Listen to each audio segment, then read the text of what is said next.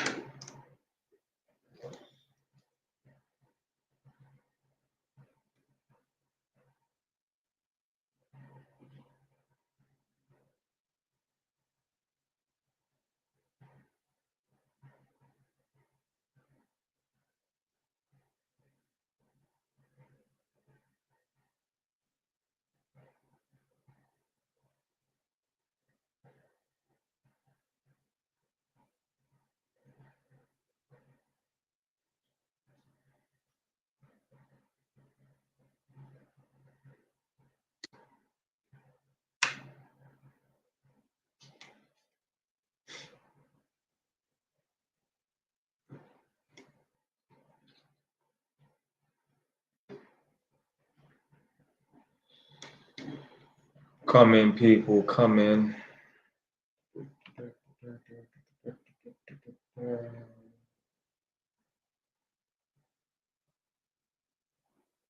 Oh, you need a box in the face, fam.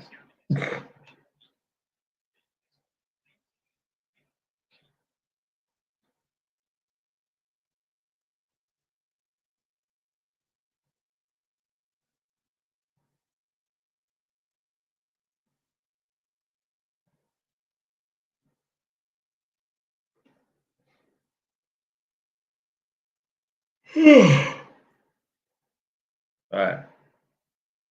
Someone said, "What are you saying? You're in Northampton? What? You coming to get me?" Yeah.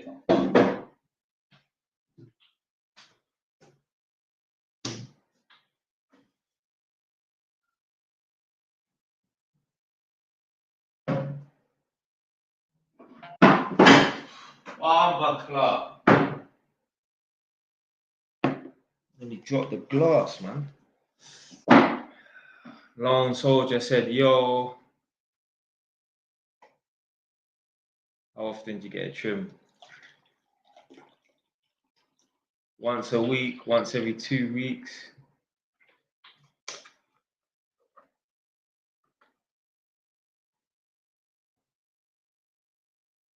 Nah, bro, you're good. Load of some more reactions on YouTube, though. Yo, listen. Join the flipping membership or watch the free videos that come on the Patreon. The membership is £2. That's 50p a week, you know. You don't want to pay that. Yeah?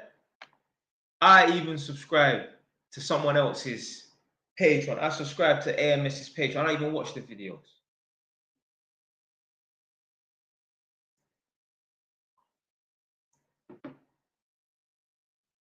Yes, no, they are.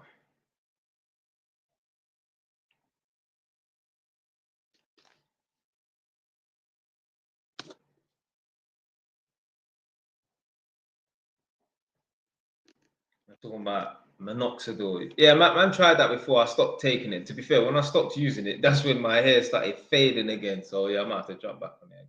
Still. Someone said, Jay Wise, you remember HRC? Yeah. Harvard Regional College. Big up my tutor, Terry Farrell from Hartford Regional College, electrical tutor. The reason why I say big him up, when I was in Feltham in 2011, when I was 18, at the end of June, I don't know, like, for some reason, they sent me to Feltham after I got sentenced. Now, Feltham is a remand prison. So people that have not been sentenced, you know, people who are awaiting trial. For some reason, they sent me there, although I've been sentenced. I don't know, because I remember there were some youths in the holding cell in the basement. They were from Finsbury Park. These guys are so dumb. They're the same age as me, so they're 18 at the time. They got 3 years. Not for running off with 50 grand. No box move from the Securicor van where they ran off with 30 grand. Nah, they got 3 years each for a phone robbery. And back then, like, how much are you gonna get for a phone? You might jack a phone from a man and get £100 tops. So they were from around like Finsbury Park sides, and for some reason, I don't know, like, yeah, they were going back to Feltham as well. So they put me on the bus, the security corps bus, and I went to Feltham. So anyway, when I was there, I was saying like, you know, I want to do like an electrical course because obviously I was doing it whilst I was at college. And yeah, I gave like my college's details and my tutor's details, and the prison contacted my tutor Terry Farrell, and like obviously he was shocked that I was in there because although man was doing the roll thing when I was in college, get me, I just behaved myself, 100% attendance. You know what I mean? My grades were on point. I was passing the exams and that. So he never knew what man was up to on the streets. So yeah, he was saying that, yeah, you know, Jay has 100% attendance, passed all his exams so far. I don't know why he's in there, kind of thing. Yeah, I recommend you put him on the electrical course if available in the prison. You're not going to be disappointed. Like, I can vouch for him to say that he's going to study. But yeah, it never happened anyway because I got moved to prison. I went to ISIS afterwards, and then I wasn't there long enough to even be starting no courses because I don't want to put people on courses that are not going to finish them. So man just done, you know, a little stupid idiot. Was it food hygiene course? That's what man was doing when I was in ISIS and that. So yeah, but yeah, big up Terry Farrell from HRC, Hartford Regional College. He wrote into vouch for man. And you know what? Funny enough, yeah, years later, I don't know, let's say 2019, 2020, something like that, maybe a little bit before that, I phoned up the college to speak to him and he moved. So I got hold of the college that he moved to. Obviously, he's going to be in the electrical department. Asked to speak to him. And funny enough, one of my other lecturers, tutors, Roger Philo, big up Roger, him and Terry, they moved to a new college somewhere in Hertfordshire. And I was chatting to both of them, like, yeah, man, I'm doing well, you know, like, I've got my own property and that. So this time, I only had one property. Yeah? If I phoned him now, I'm going to say I own 6. Yeah, and he's like, no, well done, man. I was shocked and kind of disappointed that, you know, he ended up in prison and that, but it seemed like he turned it around. Yeah. Anybody can turn it around. Anybody can come from the bottom and make something of them. So I'll be dropping a little video still. When I went running earlier today, I was having some thoughts and that. And I was thinking that, yo, I swear I got pictures of my old bedroom, how I used to live before. So yeah, I found them on my laptop. So I'll make a little video like, yo, this is where man's come from. This is where I am now. Because like I said to you lot before, my childhood, my upbringing was just like you lot's. Man walked down the street with 50p in my pocket, thinking, yeah, this is 5 ice poles. I ran for the bus. I sat at the back of the bus. I ran home to watch the latest episode of Dragon Ball Z. Yeah, I played with Beyblades. I traded Pokemon cards. I played fight with my cousins, play WrestleMania on the game console and in real life. So, run outs, yeah, running through Edmonton Green, using Edmonton Green as our run outs and that. Allegedly, in my dreams, thieving from Woolworths, getting chased down the road and getting caught by the Woolworth staff. Man trying to play fucking security guard and that. So yeah, man's done it all, man.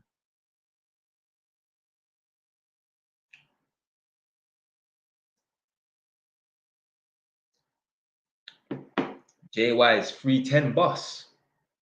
Nah, I never got on no 310 bus. The buses that I used to ride was 149, 279, 259, 349 when I was going towards Tottenham. I used to get on at Edmonton Green bus station. I used to get on the W8 towards Winchmore. Well, Winchmore Hill. I went to Winchmore School. I used to get off at some place like, I think they call it like Ridge Avenue or Ridgeway, something like that, and get on the 329 and yeah, go to school. So those were the buses that I used to catch often. I don't know about no 310 bus. Maybe the 310 bus went down the A10 or something, but I thought that was like a 317 or something. Big up young you. This young you said, Jay, when I grow up, I want to be like you. Yeah, man. Just watch my videos and that.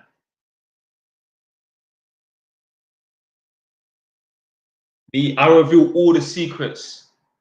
There's certain man. I even dropped a video today, and I was saying like, is that Gary Stevenson guy? Is he a gatekeeper or something? Because he's trying to act like you can't be successful, but he's a millionaire. Just it does not make no sense.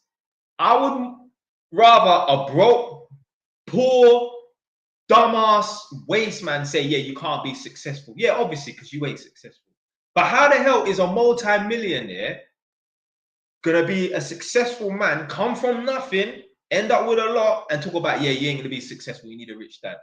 Bullshit. So I'm saying that I think that he must be a gatekeeper, because there's a sick set of individuals walking planet Earth who they become rich and they don't want no one else to become rich. Now, obviously, I use an example which is on a lower scale, but it doesn't matter. I know a man, he used to lease cars for cheap using a website called Contract Cars. It still exists now anyway. So he used to lease cars from a website called Contract Cars. Back like, this was like 2013, 2014, when you could lease a C200 Mercedes for like £250, £300. It's not like that no more. Yeah, or even JYs might have a Mercedes. Yeah. So anyway, at the time, I still worked at Home Haringey, and my work colleague, he was like family. Funny enough, we actually have mutual cousins, but we're not related. He was talking about leasing a new car. So I was like, do you know what? There's this website where you can get lease car deals for like a good price, like £50 off other websites, definitely probably £100 off if you actually went to the dealership, yeah, of that brand car.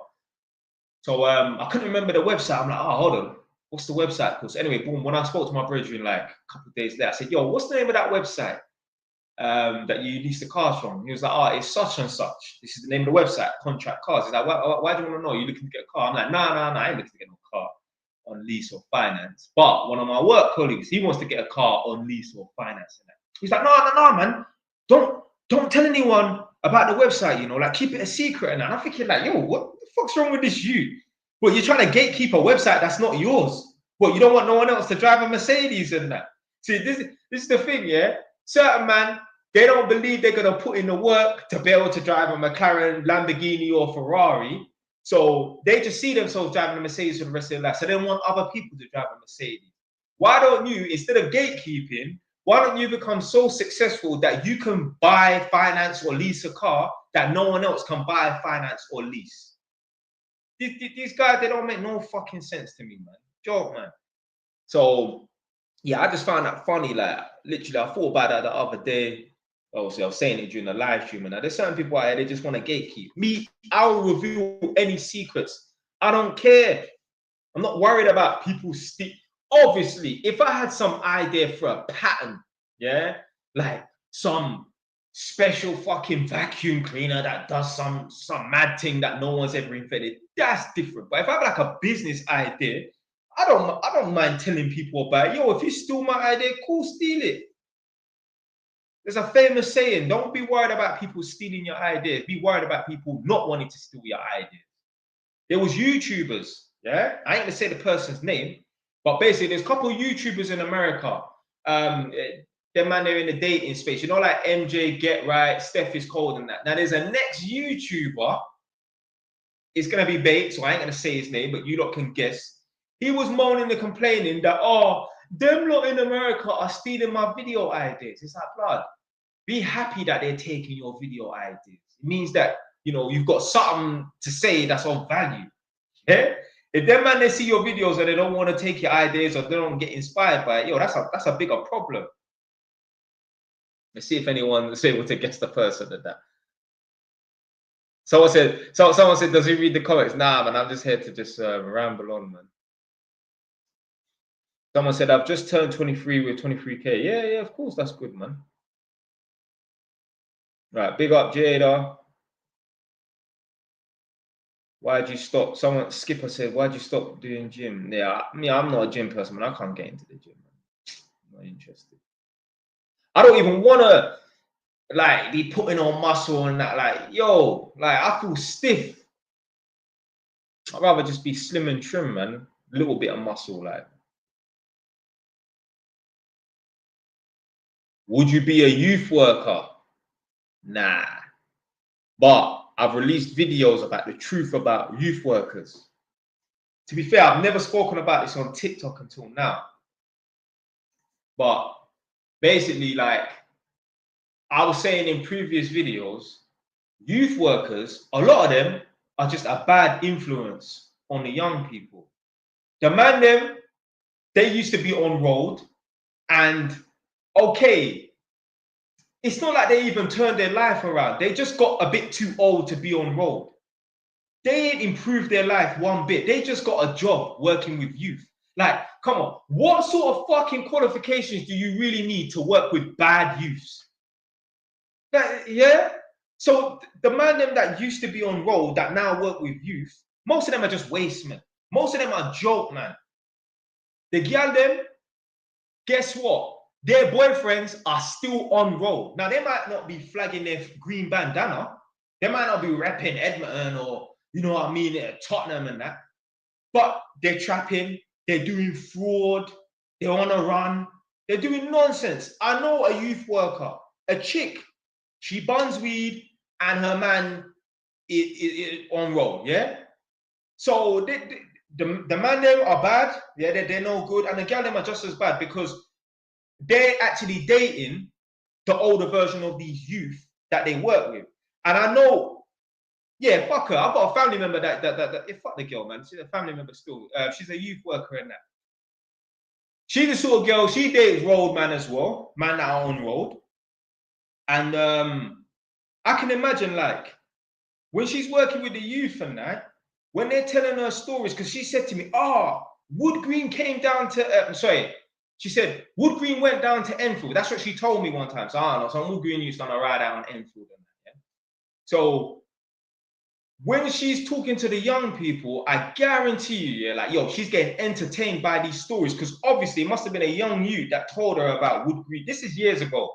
Years ago. I'm talking about like 10 years ago. She must have been entertained by that story about when some Wood Green youth went sliding out, gliding on Enfield and that. So she's probably sitting there like, yeah, wow, yeah. Like being entertained by it. Same girl, her boyfriend's a road man. Get me. You just can't trust these people. Anyway, when I used to go youth offending team, YOT, YOT, youth offending team, it used to be at the top of Bouncers Road. Yeah.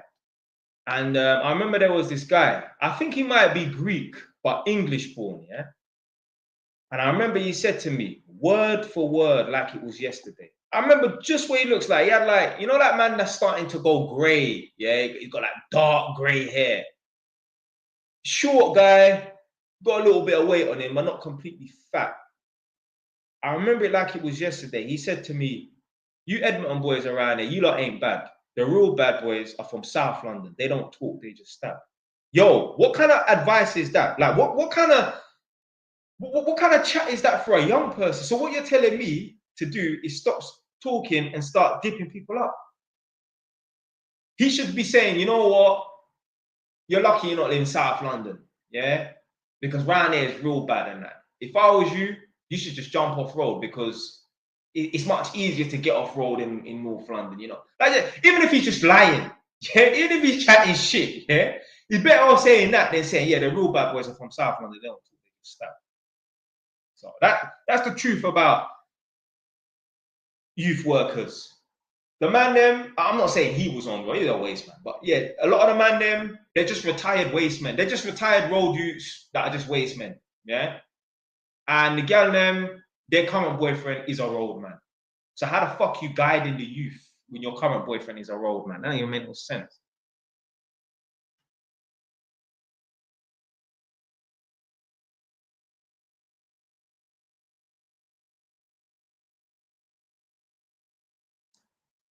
All right, so this guy said, Jay Wallahi, some older told me to allow mortgages, but after watching the video, I ain't gonna listen.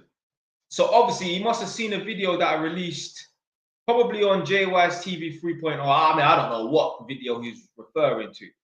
But anyway, a lot of idiots on social media, they got a problem with mortgages.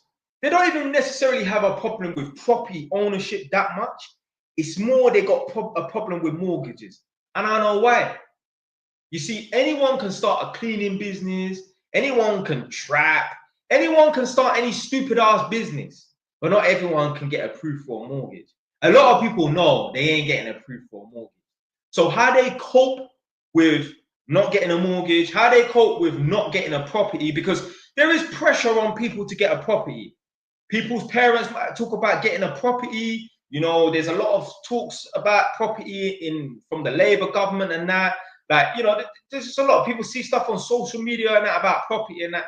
So how people cope with not being able to get on a property ladder because they know they ain't gonna get a mortgage, and they don't know they ain't gonna be able to rise up 250 grand in cash and have the money for stamp duty, you know, if it's applicable to them. Most people, first time buyers, don't have to pay stamp duty, but you never know.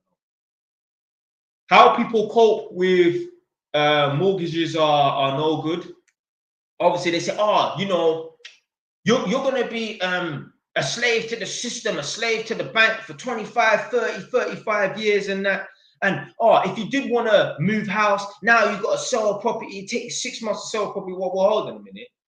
It might take 6 months to sell a property. Unfortunately, there's a lot of the time wasters in that, you know, in the process of buying a property and that. But people say, oh, you know, you can't just move. Well, yeah, you can just move because you can just get consent to lease and then move somewhere else. You're not bound to that address for the rest of your life. Yeah? And the main point they love to use, which is totally incorrect, is let's say, yeah, the property is worth 250. Let's say the mortgage is 250. So you're borrowing 250. At the bottom of the mortgage illustration, there will be this crazy figure. If you're borrowing 250, there will be this crazy figure of, I don't know, 415,000. They'll say, oh, you will have to pay back 415,000. They use that against mortgages. They use that as their ammunition to talk against mortgages, but it's completely wrong. What they fail to realize, because they ain't got a mortgage, because they ain't spoke to a mortgage broker, what they fail to realize is, let's say you're on a product, yeah, like you're on a rate, a 5-year rate. Once that rate ends after the 5 years or the 2 years or the 3 years, you will be put onto the standard variable, and obviously the interest rate is mad sky high. I don't know, Nadia, put down a value of a percentage that, you know, a variable rate. Yeah, put down an interest rate. You'll be on a mad interest rate, and if you stayed on that interest rate, let's say you take out a 25-year mortgage and your product is 5 years. If you stayed on it for the remaining 20 years, the total amount you would pay back is 415,000, for example. I'm talking about that mad figure that's at the bottom of the mortgage illustration. But that would never happen unless you didn't inquire with a mortgage broker or go on a new product and that, yeah? So you would go on a standard variable rate if you didn't get a new product, but everyone does get a new product. Furthermore, your previous mortgage broker will phone you and say, oh, your rate's coming up to an end, or it's coming to an end, or your mortgage provider will contact you, say your mortgage is coming up to an end, or your product's coming up to an end. You want to get a new product and that. So they cherry pick information, yeah? They don't see, they only talk about the negative things. It's hard to sell a property. You know, you're bound for 25 years. You got this mad figure that you're going to be paying back in interest, 415,000 in interest and that. But they don't talk about, you know, when you own your own property, you don't have to live in fear of the landlord kicking you out, or the landlord not being able to pay the mortgage, and then obviously he has to sell the property, or the property gets repossessed. You get to have your own roof over your head. No one can tell you what bulbs to put in, from what paints not walls to paint and that, or what carpet. You can do whatever you want in your house. They don't want to tell you about, oh, the property you bought today is worth 250, but in 20 years it's going to be worth 670 grand. They don't want to talk about those parts there. Yeah, the man have amnesia when it comes to that. They don't want to talk about the negative. Why? Because they know they're not going to be able to get on the mortgage, get a mortgage. Would you rather be one of these youths that are still in their mum's house at 25 years old? Not get too I was still in my mum's house at 27, but I had a property, yeah, when I was 24, but I just didn't tell my mum. Would you rather be me, yeah, and start buying properties at a relatively young age, and after a certain amount of time you're sitting on 6 properties? Would you rather be them talking about, yeah, man, I'm 25 years old, but I'm free, I don't have no mortgage and that? Yo, they're not gonna be nowhere when they're fucking 30 years old. They're still gonna be figuring things out. Yeah, I guarantee a lot of these youths, they don't even have a fucking proper career. Them man, they're just job hopping, doing rent to rent, jumping on the next man's thing. Bro, go and buy your own fucking properties, bro. Damn jackasses. See, people like that, yeah, their channels, yeah, their TikTok accounts should be shut down.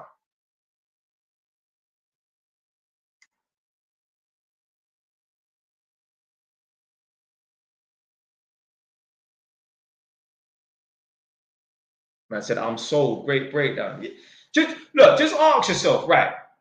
Jay Wise has got 6 properties. He's 32 years old.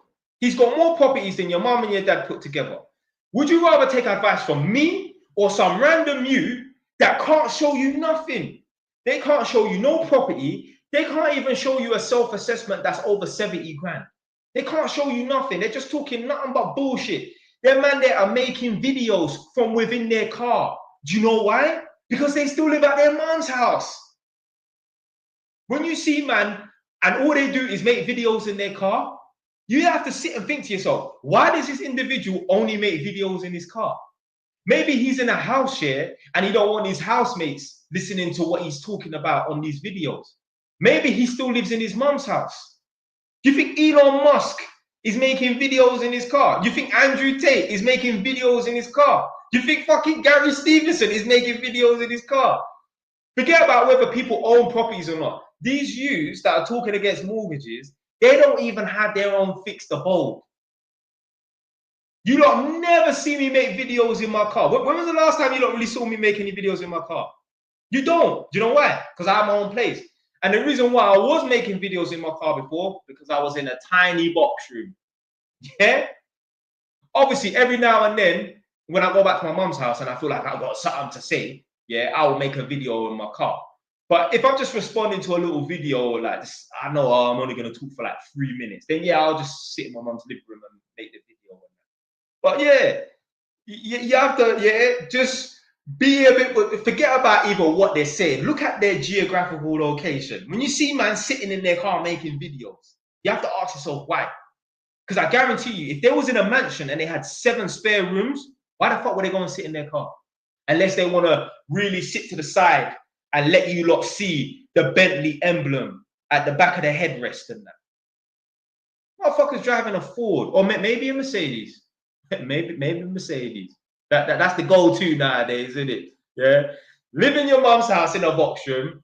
Don't get a mortgage, but talk against a mortgage, but act like you're doing your thing because you got a Mercedes. Yeah, that's it. Big up man like those, Sir David.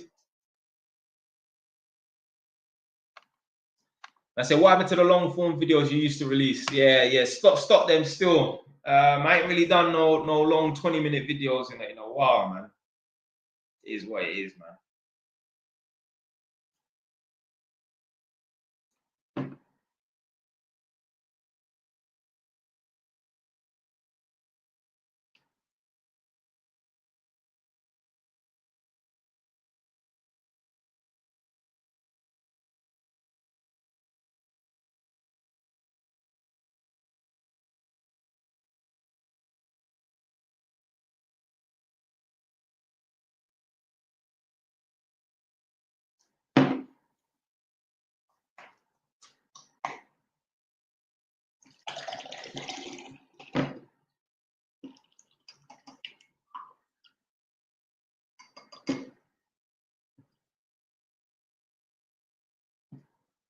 So yeah, basically, yeah, this is how to determine whether or not you want to take advice from somebody. Just ask yourself, this individual that I'm listening to, would I want to be in their position? And this tiny little, you know, this sort of mindset, yeah, you can apply to anything. If you have a friend Ask yourself, if I died and come back to life, would I want to be in this guy's position? Forget about looking like him. You still look like yourself. If you was resurrected, would you want to live this guy's reality? If the answer is no, just know your friend's a bit of a joke, man, then. If, like, they got that pop the balloon thing, yeah?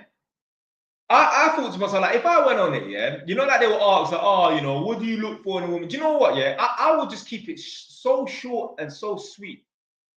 I would say the type of woman that I would look for is, would I want my daughter to be like this woman? That's it. And women, and I've said this a lot of the time, a few times in the past, women, the sort of man that you need to get with is the sort of man that you'd want your son to be like. Would you want your son to be a bin man? Would you want your son to be a bus driver? Do you understand? If you wouldn't want your son to be a bus driver or a bin man or a delivery driver and that, why are you with a bus driver, a bin man, or a delivery driver? How the fuck is he going to teach your son to be successful? Or we're just gonna roll the dice and hope that your son is an anomaly? Because most people, they turn out like their parents. Most people are not anomalies, yeah? So that's it. Like, the people you listen to, would you want to be like them? Would you want to be in their position? If the answer is no, why are you listening to them? Why are you hanging around with people that you wouldn't want to be like? Why are you hanging around with people that you wouldn't want to be in their position if something happened to you? Yeah, or like, you came back to life, or whatever.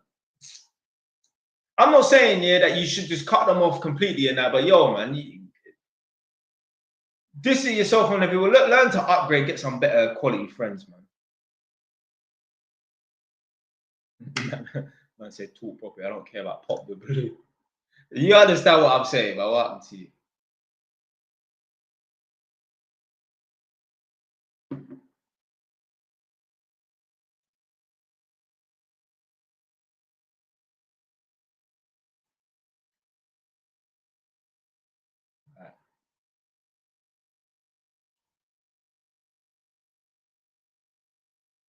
I said I'll listen to Whimsy. I want multiple streams of income. I have a Toyota. I feel broke. I mean, when I had my Honda, I didn't feel broke. Listen, do you know what? Yeah, it's literally like being broke. Yeah, is a state of mind. It's not even about what's in your bank balance. Like, obviously, there's been many times here where I've bought properties and I'm down to £5 grand or even £3 grand. Most people are like, yo, if they went from 30 grand to £3 grand, they will feel broke. I bought a property and I felt richer having less money because, like, yeah, now man's, you get me, gone up a level. I'd feel worse off if I was in the process of buying a property and I didn't get to buy that property. I would have a feeling of, like, being broke. Yeah, it's not about the bank balance. I don't give a fuck. Yeah, I don't give a damn if I had 200 grand in my bank account. There's no way, yeah, someone can say, right, we'll trade you 200 grand for all your properties cash. No way. No way. Let's say, yeah, someone said, we'll give you back all your deposits and you get like 100 grand in cash on top, or 200 grand in cash on top. I say no. I'm not interested in sitting on money. I don't need a safety net. I'm not a pussy, blood. When was the last time? Someone put down in the chat, when was the last time you needed £5,000 as an emergency fund? Never will, man. Me, all I need in my bank account is just 5,000, let's say max for a rainy day, yeah? And even then, you don't really need 5,000, yeah? As long as you got a good credit score, but 5,000 tops for a rainy day. Don't listen to all these YouTubers and that are talking, say, you need 6 to 12 months worth of living expenses in savings. So if your living expenses are £3 grand, you need 6 months times that, which is 18, or 12 months times that, which is 36 grand. Yeah. Well, you don't need that much money, man. Sitting on money for what?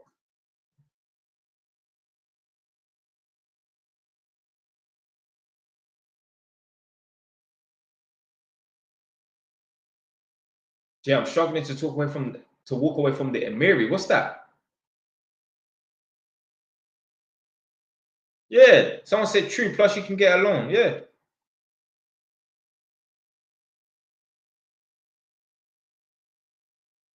What's your take on starting a trade? I mean, listen, man, you got to get some sort of skills, some sort of education, some sort of trade, man. You got to get something where someone wants to pay you a decent money.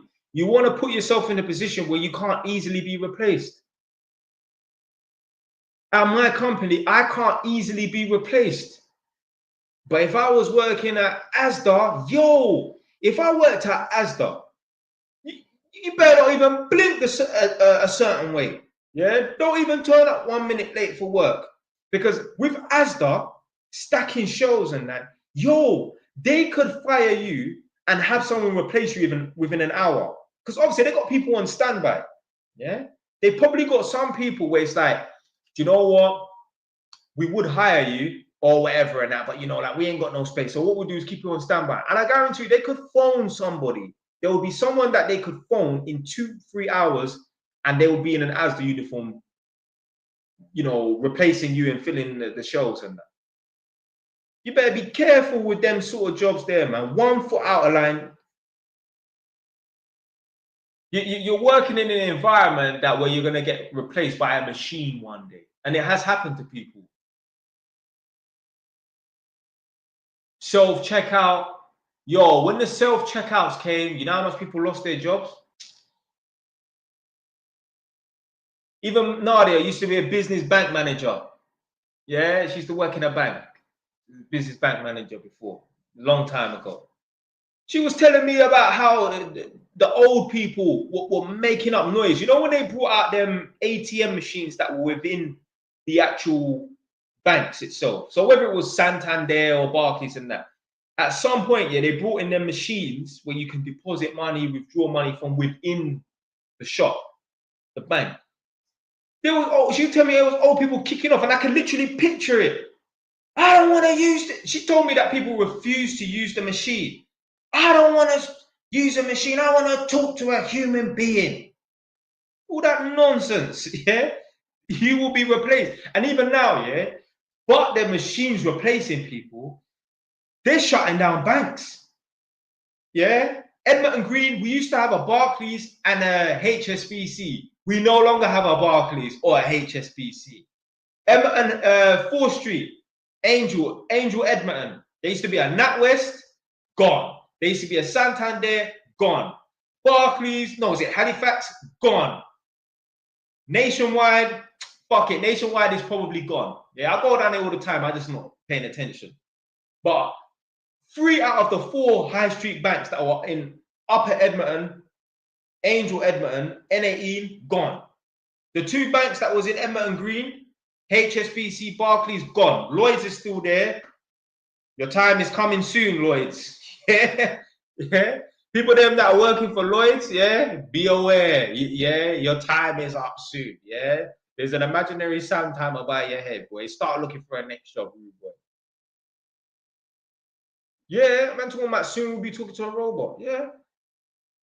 Look, you phone EE or whoever. Yeah. I was gonna say T-Mobile, O2 or whatever and that, Virgin Mobile, whatever and that. They give you the option to talk to the AI. You go on the computer and you want to talk to your bank, like the online chat. You're talking to a machine. You'll be replaced.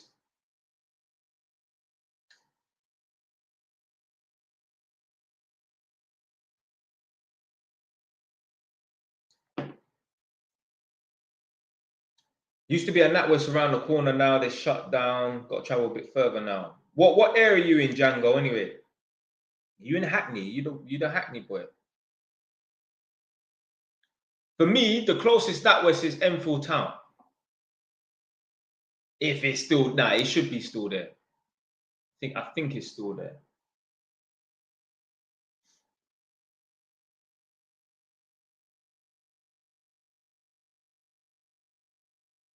It's Enfield, London, technically, yeah. It was in Crouch End in North. Oh, okay. So yeah, Crouch Crouch End is near Hornsey, N8. N8 is the postcode. But yeah, Enfield is technically London. You know, back in the day, yeah, it was a part of Middlesex.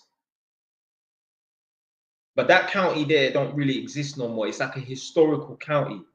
Middlesex used to be like Enfield, Feltham, Hounslow, probably some parts of Barnet, Edmonton, possibly Tottenham, definitely Enfield, round them sort of way there. Yeah, Middlesex has a uni, but Middlesex ain't like an official county no more. Even Edmonton, like I say, Edmonton used to come underneath the county of Middlesex back in the day. I think like up until the 70s or something like that. I even remember my mum writing down on our old address where we used to live, Edmonton, Middlesex. The postcode was still like N9 and that, but she'd put Edmonton, Middlesex. Probably because my mum remembers like Edmonton and Enfield being in Middlesex, because my mum is from Bushel Park in Enfield. So she's a local girl. Yeah, so the person, yeah, so this Kizzy person said that's why they call it North Middlesex Hospital.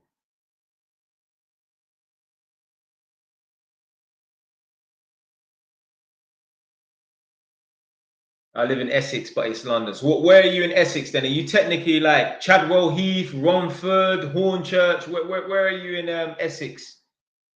K1. I will tell you whether or not you're in Essex or London. Yeah. Hornchurch. See, Hornchurch is a weird one, boy. It's not London though. Do you know what? It's not East London, man. Yo, it's not East London. Yeah. I know the borough's Havering and that, because the postcode is RM10. But if all right, do you know what? Yeah, maybe geographically Hornchurch is London, but culturally it's not London. When you're in Hornchurch, you don't feel like you're in London. You ain't gonna feel like you're in London like if you're in Hackney, Tottenham, Leighton, Walthamstow, Peckham. I know I'm naming all the ghetto areas and that, but like Islington, Holloway, you don't get that London feel from Hornchurch. So you know what? Maybe geographically it's London, but culturally it's not London. No way. Nadia says she likes Richmond. Yeah, it definitely ain't London. Yeah. I used to live in RM16 South Ockenden. Yeah. See, that's Essex. I don't even think that comes under London, you know. Because I don't even think, does South Ockenden even have a London borough? Is it, what borough is it? That's one thing I don't know. But obviously, I'll move to South Ockenden though, as long as I'm close to Edmonton. Oh, Thurrock. Yeah, if it's Thurrock borough, then it's definitely not London. It's just on the outskirts. But I would move there. You know.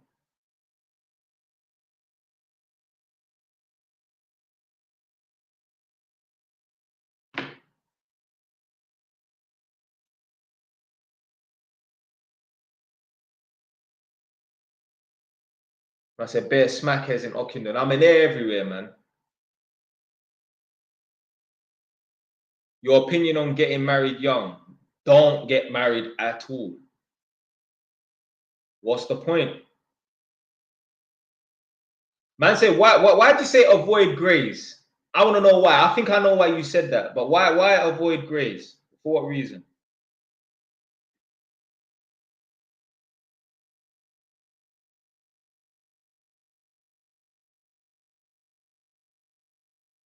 Someone said advice to uni students looking to get into property with little capital.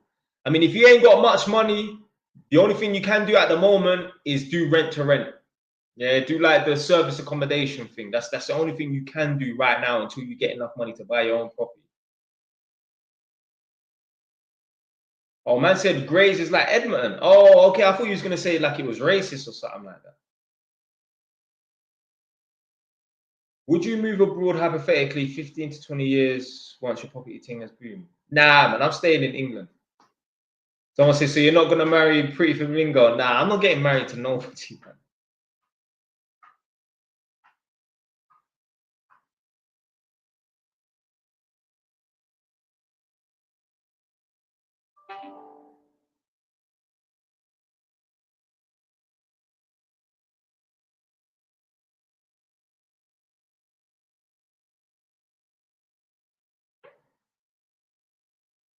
So you need to go Turkey, blood.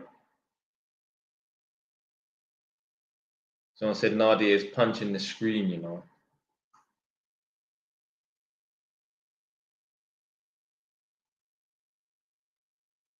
Big up Ms. 528, one of the members, them. How old were you about the riots? Yeah, so during the London riots, I was 18.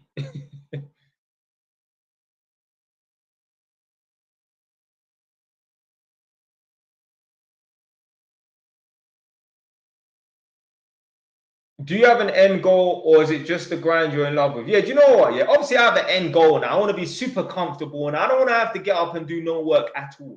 Yeah. But obviously, yeah, I mean, I do like grinding. You know what I mean?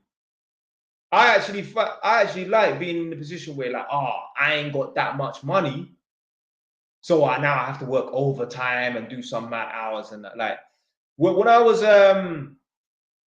saving up and obviously making sure I had enough money for this most recent purchase that I did, I was working on Saturdays, yeah, and I loved it. I'm like, yeah, this is the reason why I'm gonna have another property because of this Saturday work. I was working. Listen, I made the most money I've ever made, yeah, in a week, yeah, at this job here. I made 2,800, maybe twice. 2,800 one week, maybe a second week. But if not, it was 2,800 one week, and then maybe a next week was at 2,700. Those were the two highest, even more than the infamous Holborn job. Banging out them jobs, working on Saturday, and then I'll go to Wagamama's after work on a Saturday, and I would sit and I would eat my food, 3 mini yakisobas, yeah, every single time. This man always get. I'd sit in Wagamama's and I'd eat my food, and I'd look around at the people, and I think to myself, like, if you ask any of them, lot, would you want to work on a Saturday? They will say, hell no. But these will be the same people who are currently struggling. These will be the same people that will be struggling in the future, scratching their head like, why am I struggling? Why is Keir Starmer not helping me? Why isn't the government putting things in place to make my life easier? They could come across a video of mine or speak to someone like me in person, and they will say, oh, yeah, you know, I've got 6 properties or 10 properties, and that. They'll be like, oh, that's all right for you. It's all right for some. Fair play to you. But you wouldn't want to do the things that I was willing to do. I used to sit there and look at them and think to myself, the reason why I'm further ahead than everyone in this place is because I'm willing to do the things that they're not willing to do. There's people right now, broke, no money, never dare put on their heating in the summer. Never. They ain't got no money to their name. But you know what they're doing right now? They're sitting, chatting to their friend on the phone at 9:20 on a Tuesday evening, talking about this barbecue that they're going to go to on Saturday. There's people who are broke, no money. They're arranging with their friends to go and watch a movie on Friday night. Unbelievable. Me, I got 6 properties and all I do is work. Work more than them. There's multi-millionaires that are doing 16-hour days. Yeah? Working their socks off. And they don't even need to. They got businesses that, you know, bring them a mad income. Yeah? They don't need to work. But they're still putting in more work than people that ain't got no money. You can't make this shit up.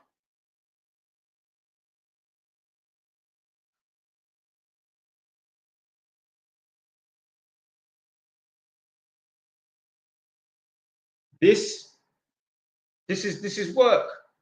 Obviously, I enjoy doing it, but once a week I say to myself, I have to do a live stream because obviously I need content to produce for obviously my TikTok and my YouTube and that. So yeah, I make sure I get my live streams in every week. Obviously now and then I might just not do a live stream for 1 week, but yeah, every week I'll do a live stream. Obviously, you know, I enjoy doing this so it don't feel like work, it don't feel like a job, obviously. But yeah, I like to use my brain. I like to do things where it's like, you know, like you're doing two things at once, or like I'll do a 2-hour live stream and get 60 clips out of this. I ain't got time to be making 60 different videos, filming myself on my phone and uploading them to TikTok. No, I will just do a 2.5-hour live stream and get 60 clips and plaster them all over TikTok. Everybody knows me. Everybody knows me, blood. There's people that don't follow me that know me. Big up Josh King, young black brother with the electrical business. I think he's from South London somewhere. I don't follow him. He don't follow me. I know who he is, yeah, but I don't follow his content. He was doing a live stream. Just he was on the job, whatever, and that he's filming his apprentice and that, whatever. But obviously, he was doing like a selfie mode video, yeah. So I just come in the live stream. I'm like, big up Josh. He don't follow me. I don't follow him. Big up Josh. He's like, yes, big up Jay Wise. That's what most people do, yeah. Like, you know, I'll say big up K1. I don't know who K1 is. He's like, big up Jay Wise, a fellow electrician. So he knows who I am. Yeah, everybody knows me. They might not follow me, but they know me. You know why? Because I flood TikTok with my content. Yeah, you can't help. You can't ignore me. Yeah, they've been trying to ignore me for years. I will not stop. So one day, social media says, you know what, we're gonna have to let this guy blow up. He's just getting on our nerves. Yeah, he's just too much. He's all over the place. Yeah, fuck it.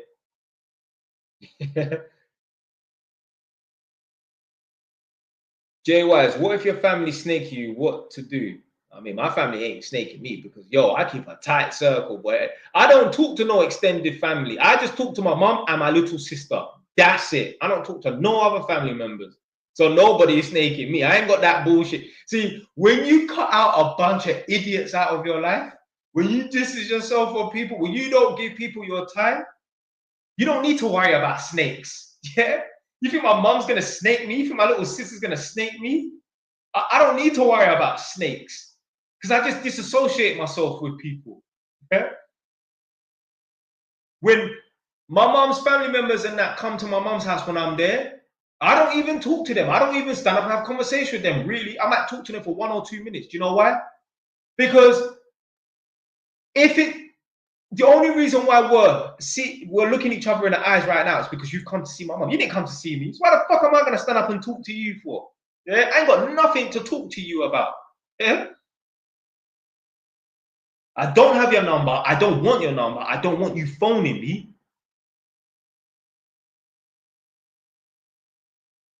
Having a conversation with a man the other day. A man was at my mum's house the other day.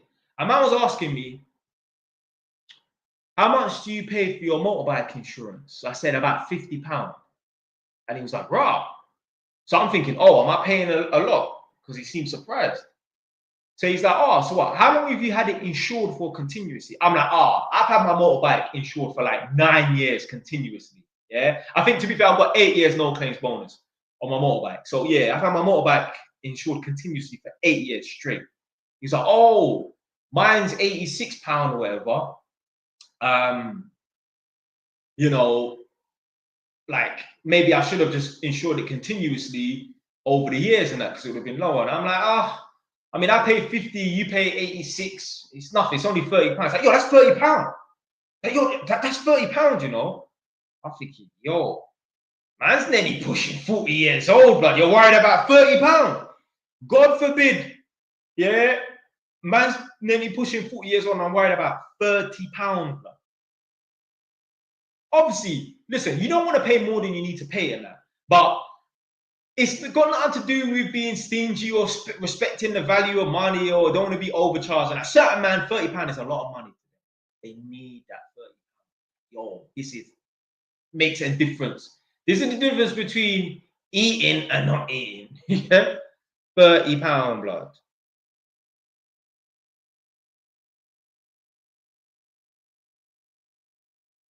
How much is rent? I'm moving to Northampton for uni. I mean, you can rent a room for like £450. I'll rent a room to you. If you fail to pay your rent, I'll serve you a notice and you have to leave. That's the go-to. That's why I tell all the tenants. If you're afraid as a landlord to say that to your tenant, hey, you may as well put a for free sale sign or whatever bullshit. Ah, shoot. I tried to invite someone by accident. Don't join.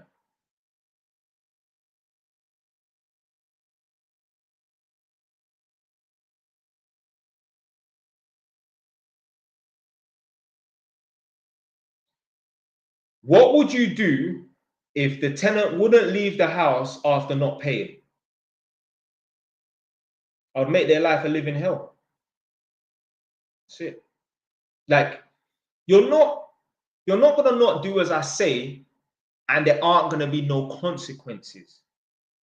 If I tell someone something, anything, if I tell one of my neighbors to do something, like stop doing this, and they don't stop doing this, there's gonna be some consequences and repercussions. I might put a brick through their window. Something's gonna happen. You're not. If I tell you to do something, I'm gonna ask you. Like, it's gonna be a reasonable request.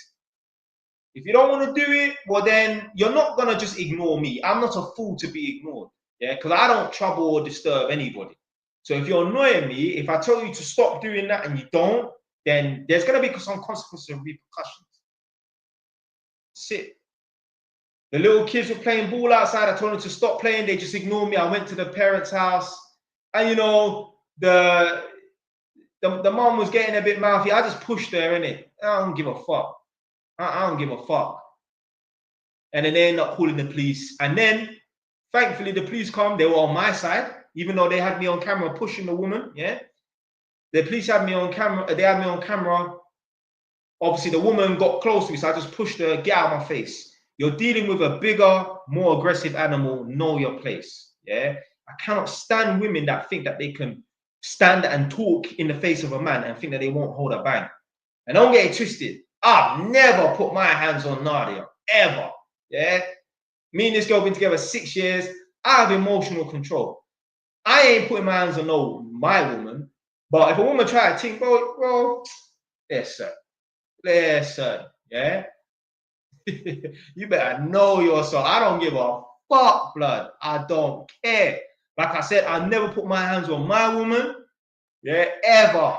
Yeah, but yeah, woman out on the street, yo, you gotta know your place, bro. Know your fucking place, bro. But anyway, yeah, obviously the police come, and then the parents, they just agreed to not let their kids play football outside. Yeah. If they continued, yo, I would have done something. You're gonna pay for it, innit? Like, you're not gonna not listen to me. It's as simple as that. But, hey, don't do what I say. Yeah, don't end up in prison, fam. Yeah, but I ain't having it. I'm not having it.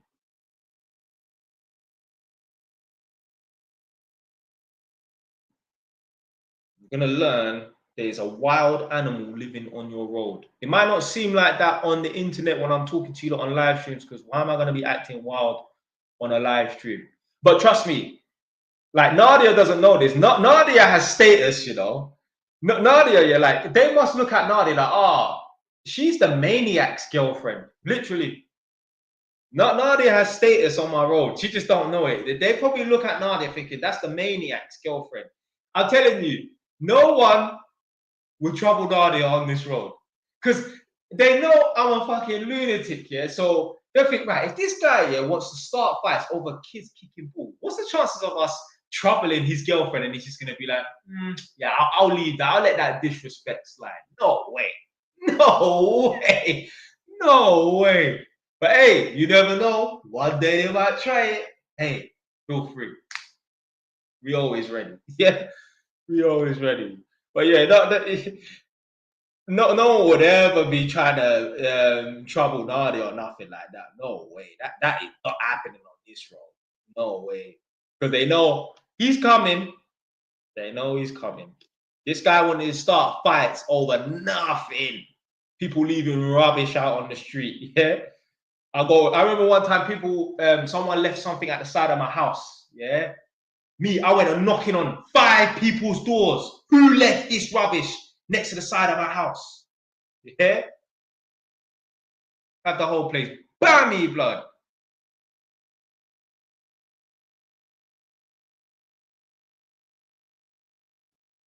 Oh yeah. Oh yeah. There was one time some guys must have not on this road here where I used to live before, and they didn't live there in it. But yeah, one time some guys must have told her to move her car. I went mad. The way I come steaming back, because obviously I was away. They're lucky I wasn't in my house. Yeah, when they told her to move her car because they wanted to park in a certain spot. Then man, they would have found out, boy.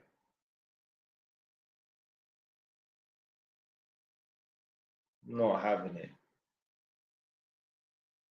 No one's pushing me or anyone that comes in my house around, boy.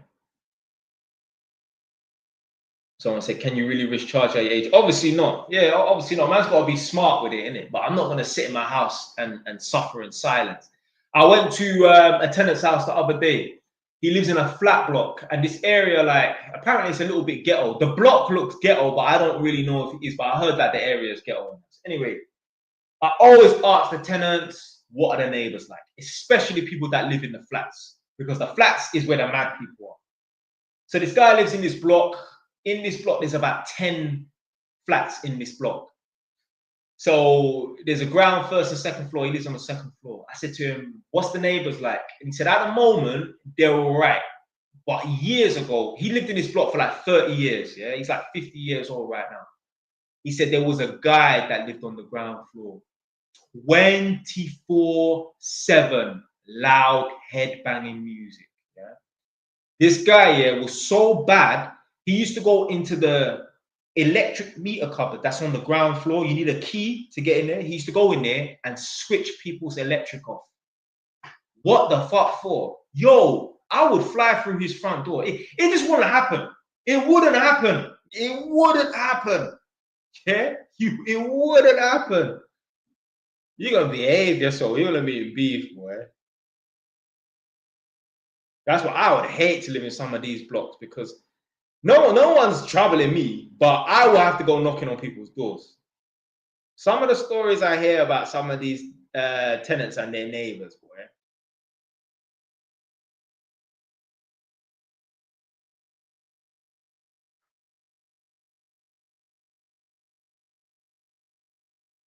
Yeah, for real. My man said, don't go back to the what for this pride thing, big man. Yeah, I know, but at the same time, man, I ain't going to be sitting in silence, but suffering in silence. But yeah, you're right, though, man. I don't want to end up touching Joe just for some nonsense. Obviously, don't get it twisted, man. Get me, man's tactical and that, but like,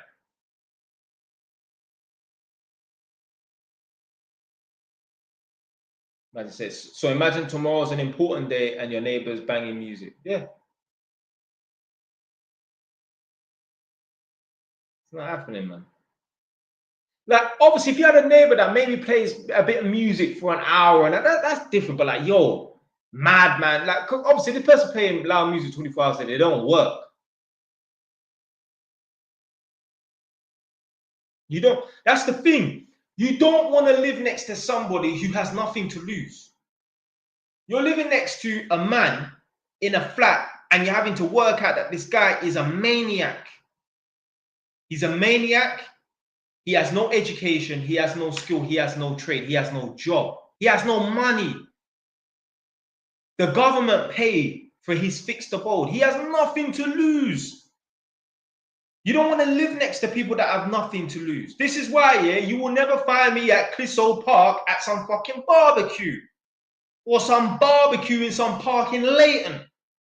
No way. I'm not going to be in an environment around a bunch of people that ain't got nothing to lose. Fuck that. That's how you get hit with a stray.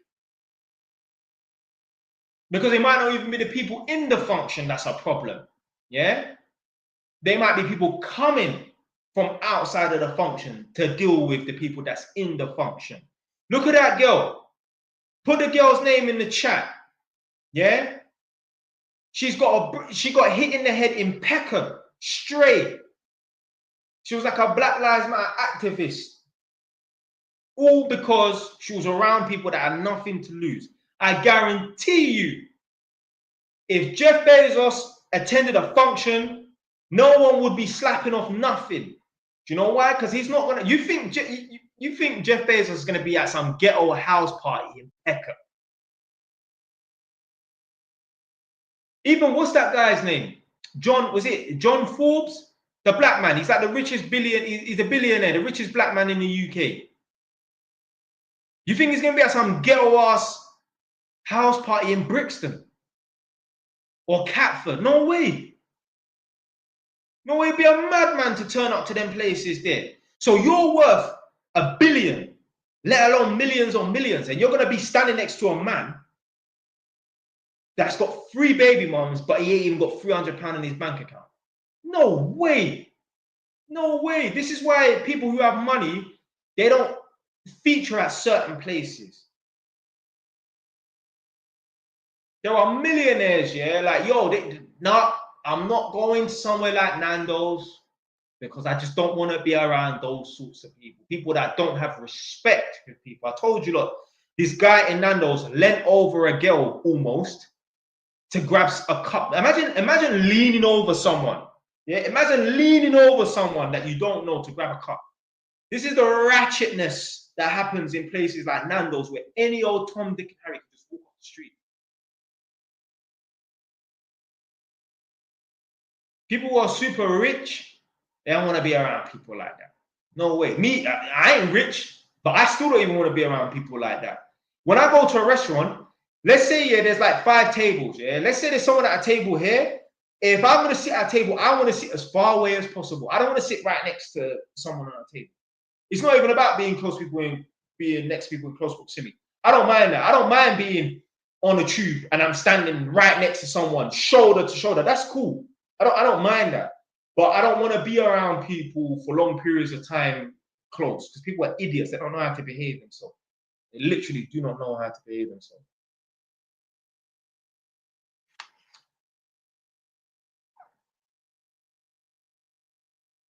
Shit. Sorry. Invite someone. Don't accept the invite.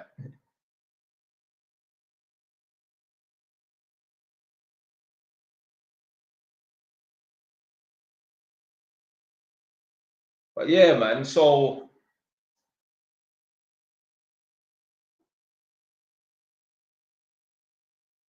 you will never find millionaires at a festival jumping around a bunch of people who are intoxicated, around a bunch of people that are sweaty, muddy.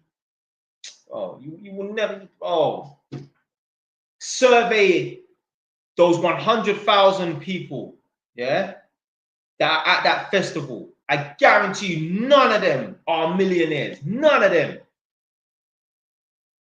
And forget about even being a millionaire. None of them are financially up there. No way, man. There's a certain function, you just don't want to be around certain people.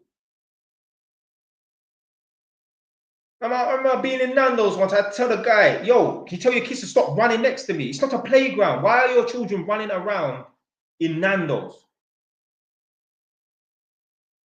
You're around parents that don't have their children under control. And then if you say something and they respond the wrong way, then, you know, it will turn into a situation and that.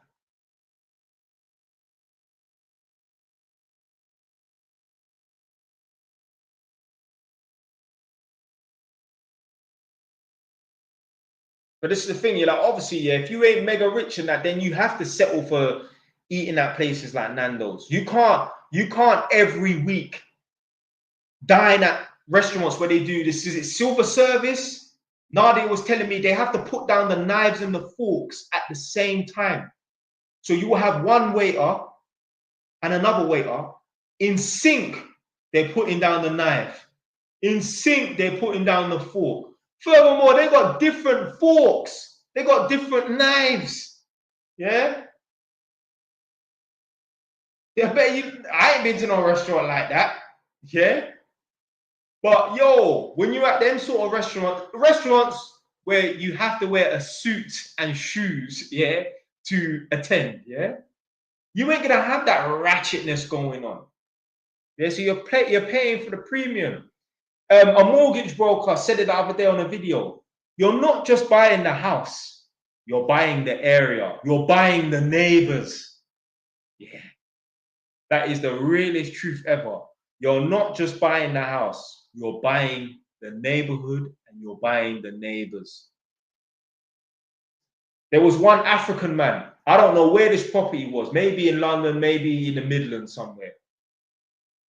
They didn't show the inside of his house, but in his back garden, he had 1,000 bicycles. No, I'm not fucking about. Have you lot ever driven past a scrapyard before? Anyway, there's a scrapyard in Edmonton, but if you drive past a scrapyard, you will see a mountain of cars, crushed up cars.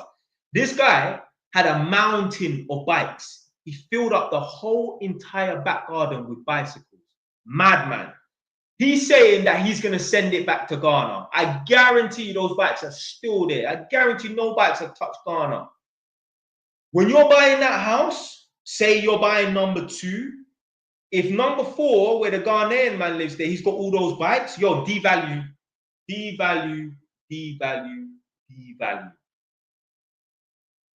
Imagine buying a property where there is, you can stand in the back garden and see the mountain of bikes. It's not a case of, you have to stand at your back garden, your bedroom window at the back of your house and look into his garden to see the mountain of bikes. No. You can see it from standing on the ground in the back garden, a mountain of bikes. Madman. You could even probably Google it right now. Neighbor has thousands of bikes in back garden. You know what, I'm going to do it now. Let's see. Because I watched it on YouTube or something like that. Obviously, I don't think the whole episode was about him, but neighbor has thousands of bikes in garden. The madman. Let's see.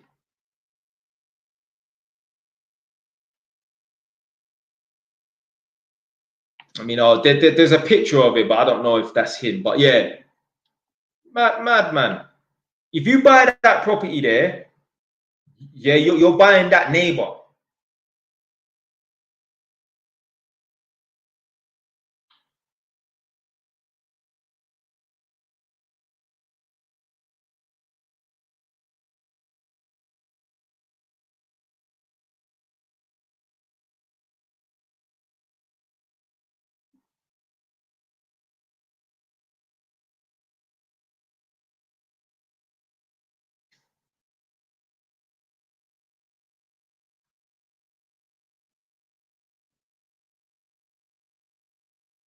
Man said not too much on Ghana. Do you know what? Yeah, I think Ghanaian people are hoarders. I've been to a number of Ghanaian women's houses. Don't get it twisted, yeah. People that look like me in general are fucking hoarders, yeah. But I've been to a couple Ghanaian women's houses, yeah, like the bedroom and that, yeah. Because obviously I do electrical testing and that. And there will be a mountain of clothes in there. And I'm thinking like, when she's ready to find the black dress or the red dress, how the fuck is she gonna find it? Like, why are they hoarding? So look, K1, yeah? Are you Ghanaian? Because he said my mum loves this. He said 10,000%, yeah? He said hoarders 10,000%. He said, yeah. See, look, even his mum is a hoarder. I did not know that this guy is Ghanaian, yeah? I'm telling you, Ghanaian women, yeah, maybe the men as well, but Ghanaian women, they're hoarders. Why they hoard? I don't know. I've been to them Ghanaian women's kitchens and that. Yo, pure nothing but junk on the work surface. You can't even cut an onion on the work surface. Just they will have 2 chest freezers just full of food that they're not gonna eat as well. It's like they're just storing stuff. Basically, sentimental stuff from the 80s and 90s. Yo, a guy made a video about this, yeah? And someone in the comment section was saying that their dad, who's African, not Ghanaian, but African, has still got old newspapers from the 80s. What the fuck for, blood? Man still got newspapers from the 80s. Unbelievable.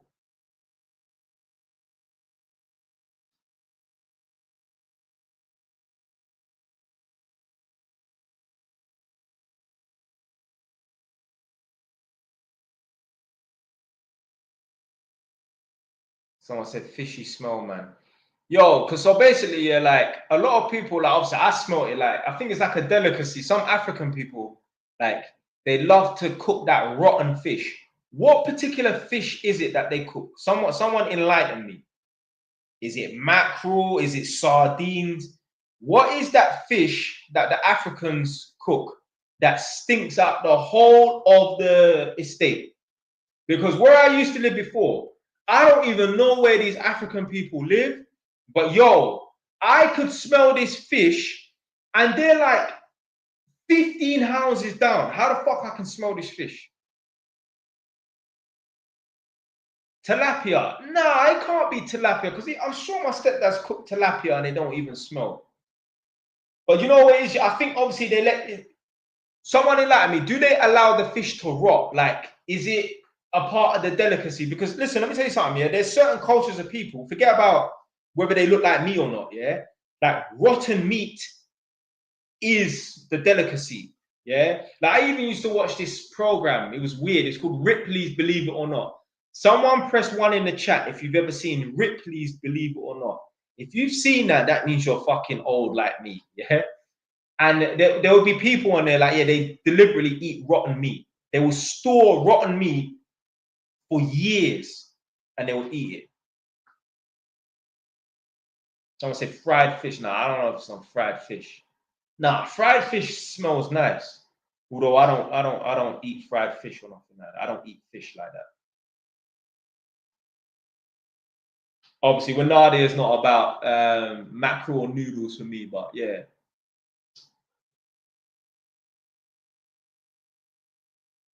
Yeah, I'm coming off in about 30 minutes.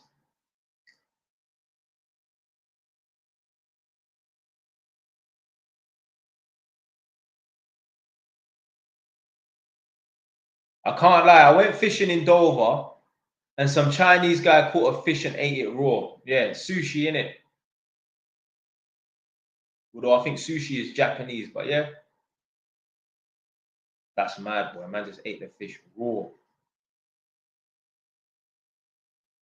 Mackerel noodles, are you doing 4 do 2? It's coming like that. Yeah, certain time, I still live like I'm broke, man. Okay, don't get it twisted, man. I look after, I look after myself and that, like I'll eat a large super supreme pizza. That's been the go-to of lately for lunch. But to be fair, I only eat once a day now, really. I don't need to eat that much for some reason. Maybe my metabolism slowed down. I put on a little weight and that. You know what I mean? So now I don't even need to eat every day, multiple times a day. Twice max. Before I'd eat 3 meals a day, now 1. Although after this, I might still have some dinner because I had some wings earlier. Man said pause.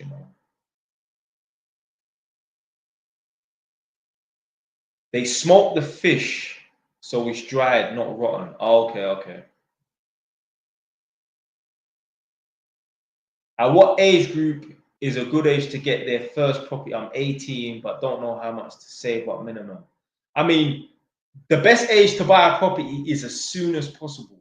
Don't think because you're 18, like, oh yeah, you know, I would just wait until I'm 24. No, man. If you have the knowledge now to buy a property, go and buy a property now. Me, I didn't have the knowledge at 18, 19, 20 to buy a property.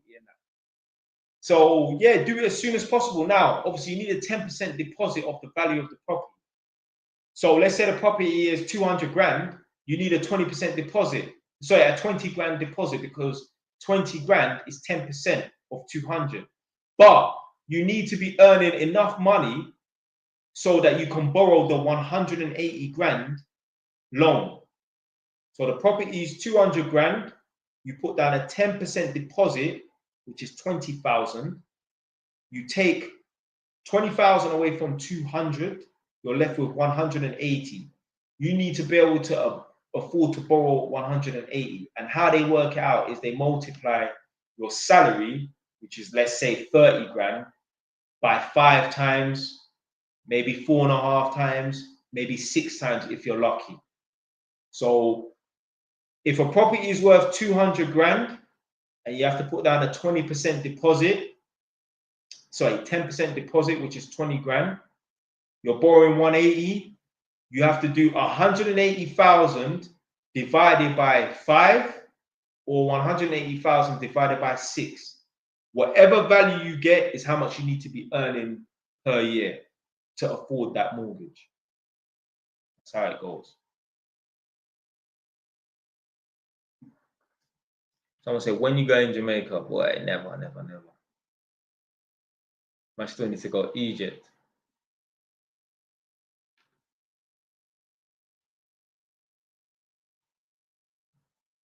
Oh shit, Nadia's chipped. She's going to sleep. I'll probably come off in like 5 minutes. What if you're self-employed? Is it 2 years tax return you have to show? Nah, sometimes it's only a year. See, a lot of people say, oh, 2 years is 2 years. Nah, not for every lender. That's why you have to speak to a mortgage broker. Trust me, I never used to rate mortgage brokers before. But trust me, seeing Nadia work, you know, sitting opposite Nadia when she's doing her mortgage thing, yo, I've learned a lot. And I've learned that, yo, you need mortgage brokers. Yeah. The only time you don't need a mortgage broker is if you're earning 60, 70 grand a year, you're buying a cheap 200 grand property, you know, you've got the 10% deposit, your credit is A1 perfect, no defaults, nothing like that. You know, everything is just perfect, simple. Yeah. You're a first time buyer, all of that. Yeah, no problem. But if you're a non-residential landlord, meaning like, you know, you've got 5 buy-to-let properties, but you don't have your own fixed abode that you own. You may be still living at your mum's house, or you're living at your girl's house, God forbid. Or, you know, you rent, because some landlords decide not to buy their own house and they just decide to rent for whatever reason. Yeah, you're going to be a tricky case. You ain't going to just be able to use Santander or Halifax, for example, because they may say they don't deal with non-residential landlords. Yeah, they may say, oh, you know, they want you to own your own property, or, you know, just stuff like that. So you'd have to go to Kent Reliance or Specialist Lender. If you've had defaults in the past, you can still get a mortgage, but you probably have to go to specialist lenders.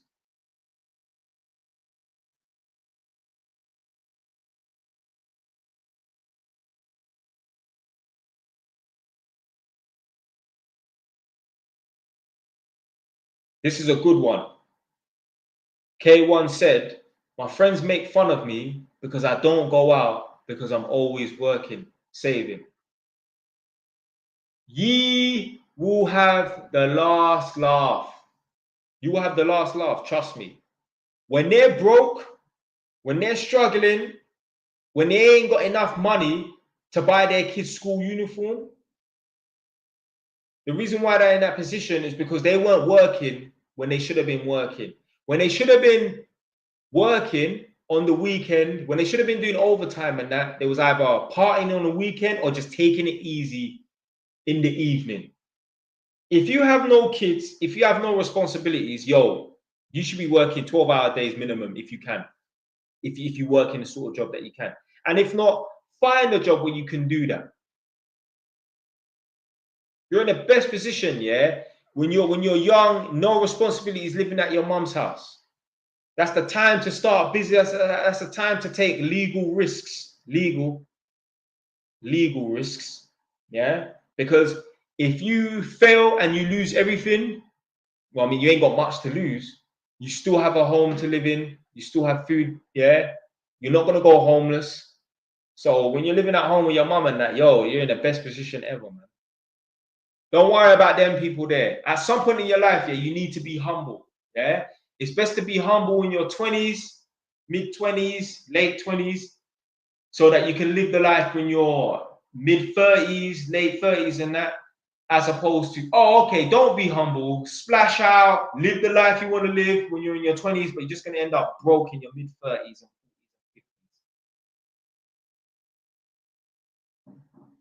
Me, I'm sitting on 6 properties. Do you know why? Because I never got a Mercedes. I was never splashing out in the club. I was never on holidays 3-4 times a year. Never done none of that.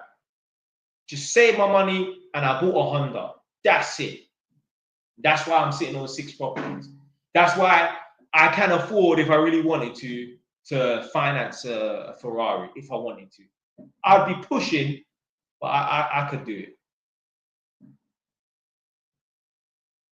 What about if you're young, not living at your parents'? I mean, you should try and move back into your parents' house. Obviously, if you got some mad parents trying to charge you £800 a month rent, then no, bun them. Yeah. Don't let your parents profit off you. And it's so mad. I just had an epiphany. Oh my days. See, this is why I love doing live streams. Because people will say things and then it will get my mind going. So there are individuals out here right now that get pissed off with landlords like me, yeah, and say, oh, you should not be profiting off of other people. You should not be charging people, making money off of people who need a place to stay. But it's funny. There are parents that overcharge their kids. If anything, they should just charge their kids like £200. Yeah.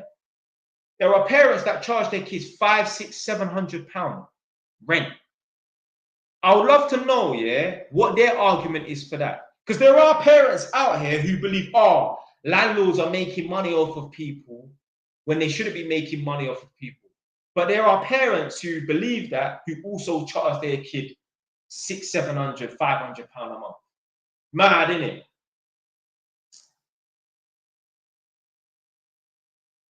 You can't make this up, man.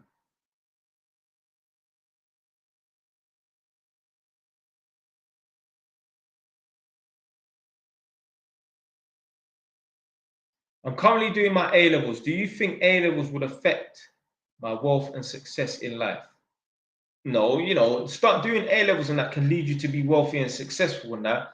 But you're not going to become wealthy and successful. You mean you can become successful. Successful is kind of like a subjective word, but wealthy is not a subjective word. You're not going to become wealthy trading your time for money. You're not going to become wealthy doing a 9 to 5. No way. You can't save your way to $1 million. We don't live for 1,000 years. And even if you save your way to $1 million, wealth is not about, having £1 million in savings and that. Like, that might be a part of it, but a part of being wealthy means you've got money coming in. Yeah. I am not interested in having 100 or 200,000 pounds in savings. I would rather have 15 grand coming in my bank account every month over having 200 grand in the bank any day. Because you can't live any lifestyle off of your savings, but you can live a lifestyle off of monthly income. That's why mortgage lenders, they would rather borrow someone who has no deposit, who has an income of £15,000 a month, as opposed to someone who wants to buy a 250 grand property, who has a deposit of 200 grand, but don't earn that much a month. Because it's all about income. You don't want to be worried about having savings. You want to be worried about having income, because income can lead to lifestyle. Income can definitely lead to you making investments in that. When you're saving 200, when you save up 200 grand, you don't want to make no investments. You're too busy saving. You're too busy hoarding money, storing money like a little squirrel. Yeah? Saving nuts and saving money and that. Nah, man, you want your money to go out and work for you. You want to work for the money and then the money work for you. Thoughts on crypto? Again, I just think the young people should just do it on the side. I don't think the young people should be doing it full time. Yeah, do it on the side. If it takes off, then do it full time. Well, a lot of young people want to do crypto and all these other things because they just don't want to study and get educated and get a proper job because they're too lazy. They don't want to sit down in the classroom for 3 years. The only reason why they completed secondary school is because they had to. One time I was dropping my mum to work and I said, Mum, do you know why more kids finish school as opposed to finishing college? And she was like, no. I said, I had an epiphany. The reason why more kids finish school than kids who finish college is because you don't have to legally go to college. You don't have to legally finish college. But parents can be prosecuted if their children don't go to school. It's an obligation to go to school. It's an obligation to complete school. There's no obligation to complete college. There's no obligation to sit A levels.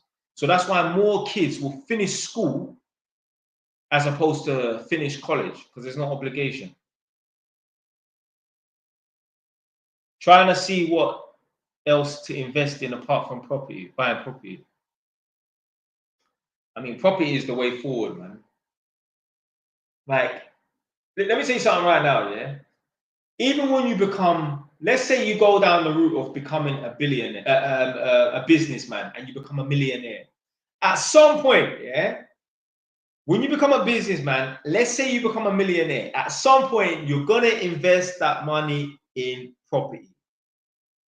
I guarantee you take two sets of people. You take people who invest in property and people who invest in business, yeah?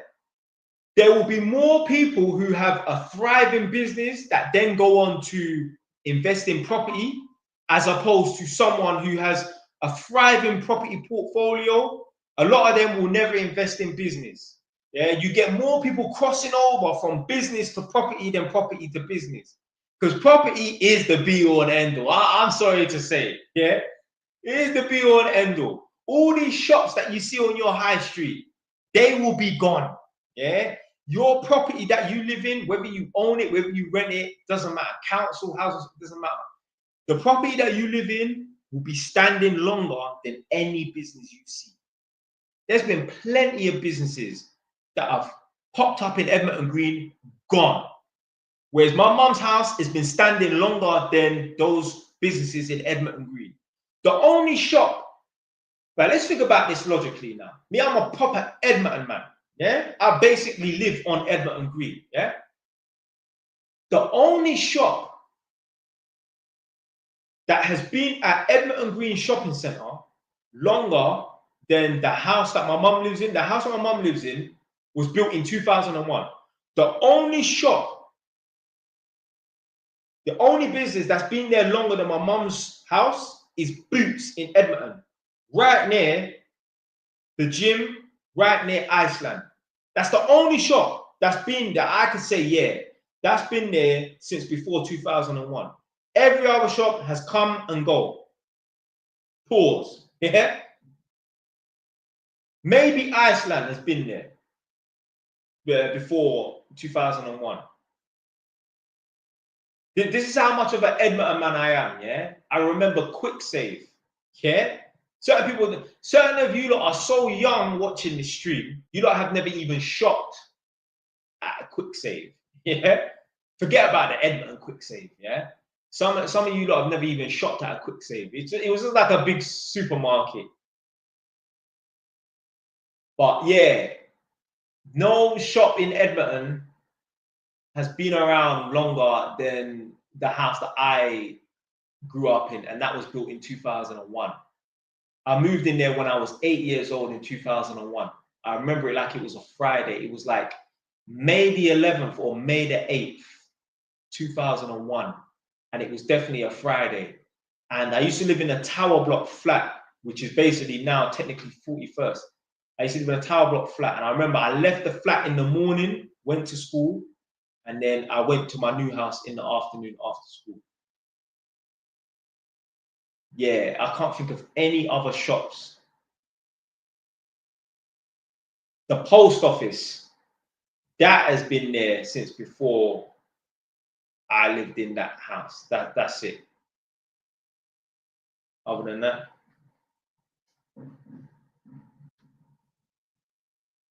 Poundland's gone. Poundland's gone, rude boy.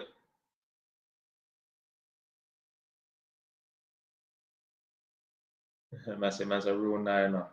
Yeah. Trust me. I remember the old Tesco's and that. Yeah, Poundland's gone, man. No, all right, sorry. So basically, they've had Poundland in different locations in Edmonton. Basically, where the Wilco's was in Edmonton Green, right near where the job centre was in Edmonton Green, right near where Peacocks was in Edmonton Green, now that's a Poundland. But what I'm saying is, Poundland has changed locations about 3 times in Edmonton Green. No lie. So yeah, where Wilco's was, that's a Poundland now. I went in there the other day still. Someone said, was Tion Wayne your friend? No, we were cool. Like we were friends. Like I think we probably had each other's number, yeah. But yeah. I think we probably had each other's number. But like yeah, it was just one of the man them in it. Like I remember literally mum's life. I came out of prison on August the 19th. So technically the next day, it was Saturday the 20th, 4 in the morning. When man come out of jail, man just do this ghost mode thing. I don't know why. Man them just don't want to like be spotted by anyone. On my mum's life, I was running down Bouncers Road. I went for a jog, yeah? 4 in the morning. Running down Bouncers Road, ran through the jet petrol station. My man, Tion Wayne, see me. He was like, what, you're out, yeah? I'm like, yeah. I'm thinking, oh shit. Like, he heard that I was in prison. So obviously, word just gets around and oh, Jay's in jail, on it. So yeah, word must have got around on the ends. Oh, my man's Jay's in jail and that. So he was the first person I actually saw when I touched road. Randomly, he must have been coming back from a party at 4 in the morning or something. Jet petrol station. Yeah, we'll talk, man. Yeah, we're the same age. Yeah. Yeah, I'm sure he was in my year group in school. Because we didn't go to the same school, he went to another school.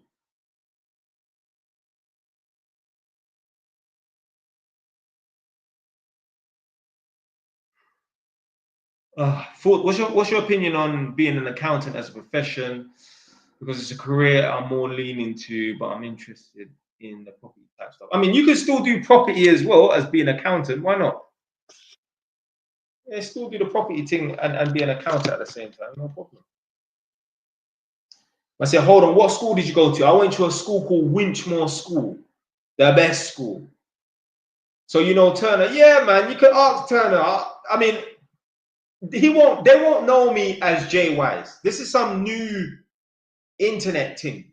But you could tell them my government name Jelani, and they will say, yeah, he was out here on the streets. Yeah.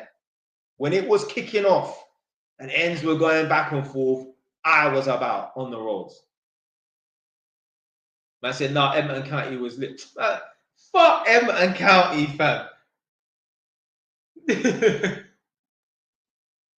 Obviously, man, a couple man there, like, you know, that I was cool with, but ban that school there, boy.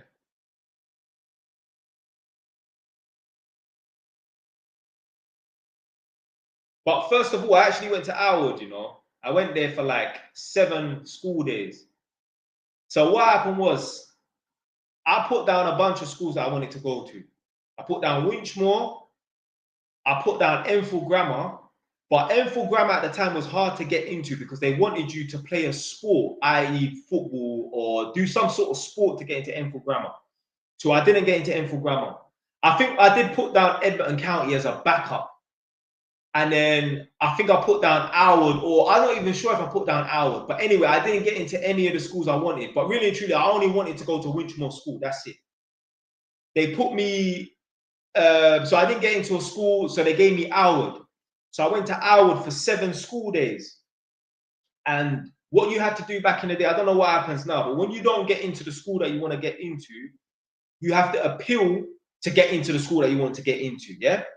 So me and my mum had to go down to the Civic Centre in Enfield. I think the road is called Silver Street as well, actually, in Enfield town.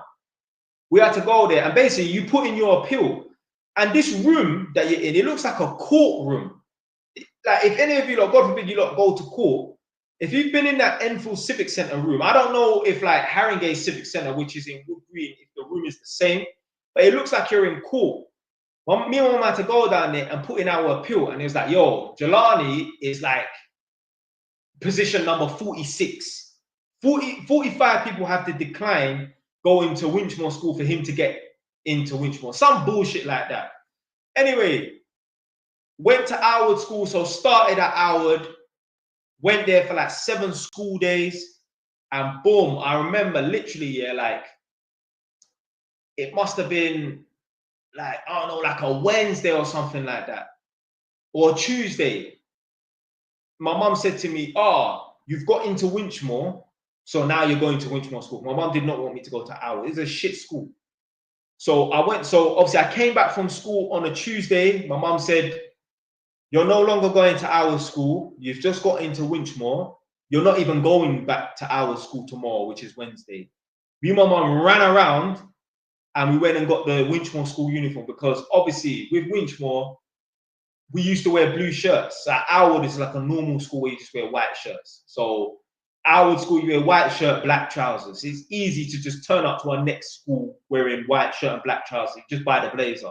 But with Winchmore, we had to wear dark grey trousers. I mean, some kids were wearing black trousers, but it's supposed to be dark grey, charcoal trousers and blue shirts and their tie and their blazer and that.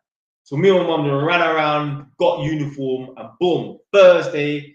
It was literally my mum's birthday. I remember literally it was a Thursday. I remember going to Miss Mavrides' class, 7R. My memory is so fucking on point. And I remember they stood me at the front of the class and I was like, yeah, this is the new student, yeah, in your class. I remember all the gallon was on me because I used to have K-rolls back in the day as well.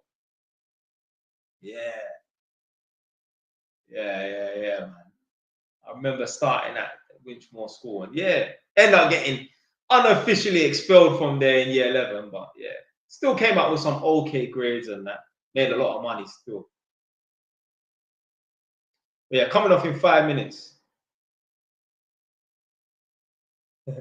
So basically, someone said, some low IQ conversation.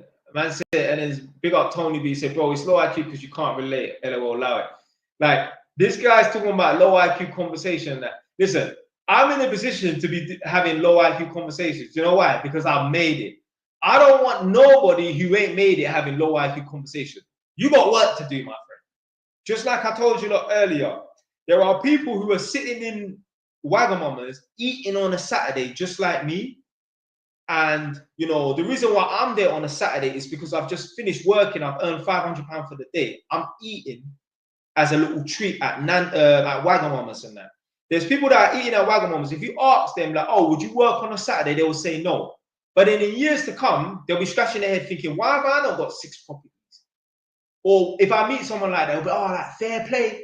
I remember I went to a tenant's house. I told the woman, old woman, like 60 years old, I've got 5 properties. She was like, you what? I said, I got 5 properties. This is before I had 6 properties. So I got 5 properties. She was like, you what? She was like, hey. I don't know. She called her partner. John, come in here. He was like, what? She was like, this young man, he's got 5 properties. He was like, what? Fair play to you, mate. Yeah, fair fucking play. Yeah, you done right. Fair play. Yeah. I fucking had to grind hard. Yeah. So, yeah. Yeah, man. I'm willing to do the things that people aren't willing to do. That's why I got the results. That's why I got a property portfolio that most people will never achieve. Most people just buy one property and that's it. And yeah, that one property that they bought for 200 grand, in 20 years, it might be worth 450. But I've got five. Sorry. Forgot. I've got 6 of those that are going to be going up in value in years to come. I said, bro, there's been hella gems dropped throughout, man. You're reaching. Yeah. And you know what? Yeah, I've only got 3 people on JY's TV and 3 people on JY's TV 2.0. But it doesn't matter because this is going to be going on TikTok and YouTube. I'm basically just making these live streams to record myself. That's it. That's it. Big up Shane. Man said, yeah, go make your own channel, man. Yeah. You, man, I beg you, I've said this to you before. Stop consuming and start to produce. Don't look at my face. Just listen to me when I'm talking on these videos and that. Big up AM. Big up Lano J. Yeah, coming off in a couple minutes.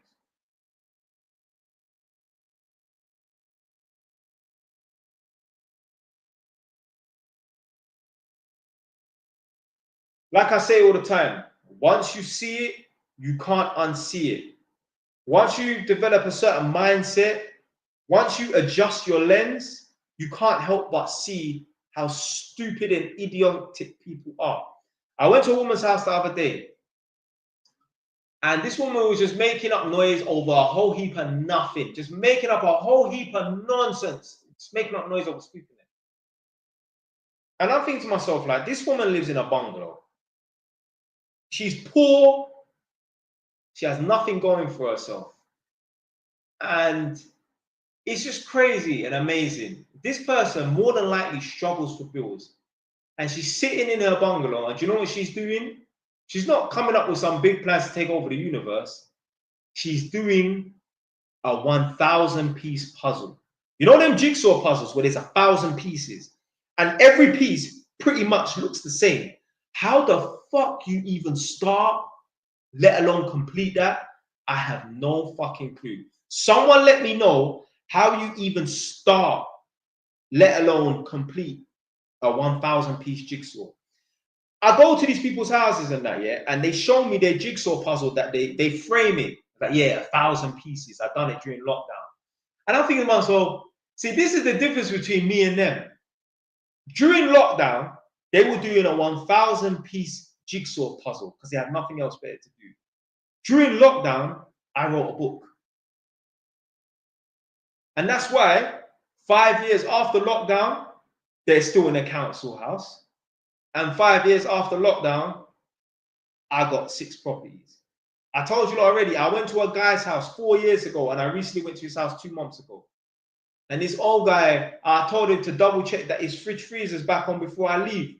And he said, don't worry about it. There's no food in the fridge. The fridge is off. I said, oh, okay, all right, cool. He's like, come, let me show you. I'm like, no, it's like, come, let me show you. I'm like, really? He's like, yeah, come. So I had to go back up. This is some old guy. We've gone in the kitchen now. He's opened up the fridge. So he's like, look, there's no food in the fridge. I'm thinking, I don't give a fuck. When I met you 4 years ago, I had 1 property. You were living in this council masonette. Yes, he was living in a flat 4 years ago. 4 years ago. Fast forward 4 years later, I've got 6 properties, and this guy is still living in that flat.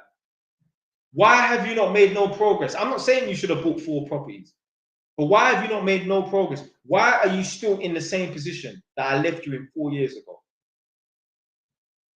Now, someone say, oh yeah, but he's old. Yo, there's a lot of people who I met who were 30 years old back then, and now they're 34.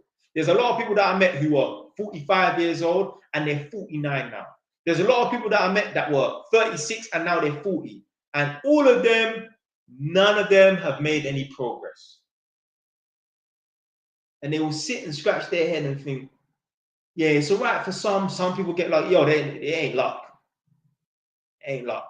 Because like I said, you know, when I was saving up, I wasn't buying Mercedes. I wasn't going on holiday. I just bought a little cheap Honda for 1,300. And I would still be driving that car to this day if someone didn't crash into me. So yeah, a lot of wasted potential.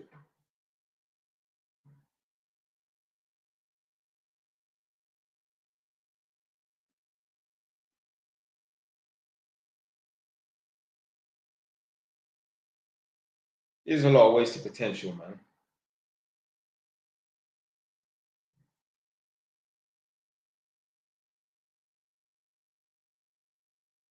But yeah, Shane made a good point. He said, that scares me to do better. Can't be broke, especially at that age. Yeah, you should be afraid of being broke. Big up man like Andrew Tate. He said, there's pain to become important and there's pain in not being important. Yeah. In order to become rich, successful, and important in the world, you're going to have to go through some pain, some struggle. But likewise, if you don't do what it takes to be rich, important, famous, successful, you're going to go through some pain. You're going to be uncomfortable. You're going to be sitting in your house and you're going to be freezing. Every year they say it's going to be the coldest winter this year coming up. Be prepared. I clocked this like, I don't know, half a year ago or something like that. They keep saying that, oh, it's going to be a really cold winter. And I think to myself, like, over the last 3-4 years, I don't remember it being a cold winter. Like, I remember like going out to my car in the middle of the night, like 1 in the morning, to get something from my car because I left something in my car. But I don't remember it being cold. And now I realize why I don't remember it being that cold. Because most people don't put on their heating in the winter. So they're there shivering. They can see their breath, yeah, as the moonlight penetrates through their window. Because they can't afford to put the heating on. I got my heating on right now. I got the little fan heater on right now. I was reading a Facebook post a couple years ago. And this guy's old now. He's like 60 years old now. But he said he remembers being a child. And he remembers it was so cold and the family could not afford to put the heating on. I don't even think they had heating in the house. Yeah?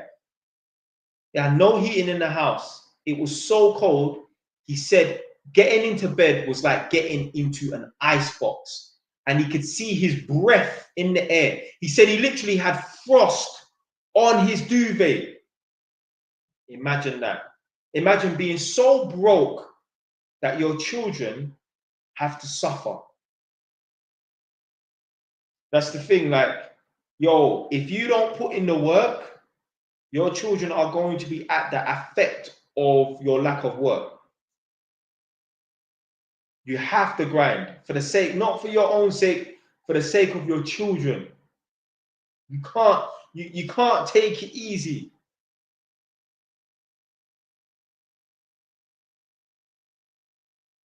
So just know, yeah, if you grew up poor, if you grew up at the bottom of the social economic scale, if your parents couldn't afford to take you on holiday 2-3 times a year, because believe me, if they could afford to take you on holiday 2-3 times a year, they would.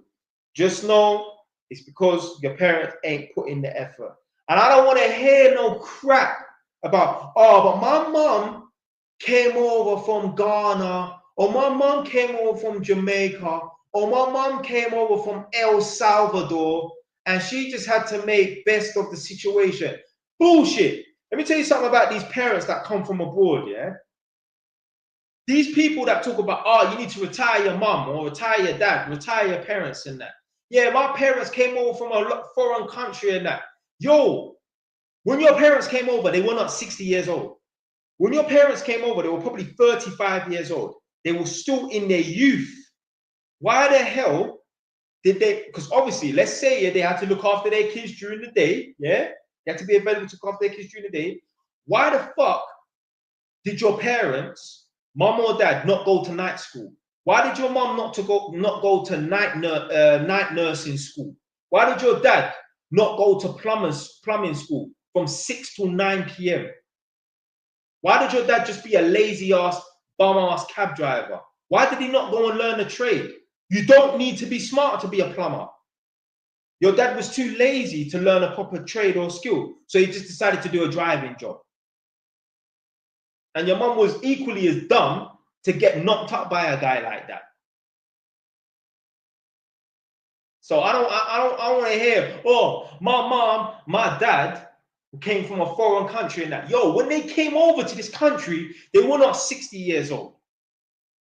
Furthermore, I have a tenant, a Polish man.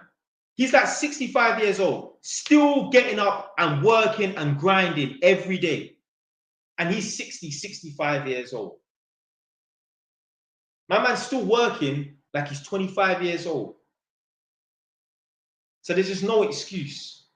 Yeah? They want to mask coming over from another country. They want to mask that. They want to mask the laziness. Oh, yeah, you know, they came over from another country. They didn't come over when they were 55, 60 years old. They came over when they was 35, tops, for the most part. So why did they not go to night school? Because I used to go to night school to do inspection and testing for 6 months. I did it. Just laziness, man. Everyone just wants to excuse. Just an excuse, man. That's what I'm saying, yeah. Like, once you put on a certain set of glasses, once your lens, yeah, once you see it, you can't unsee it. You're just like, these people are jokers, man.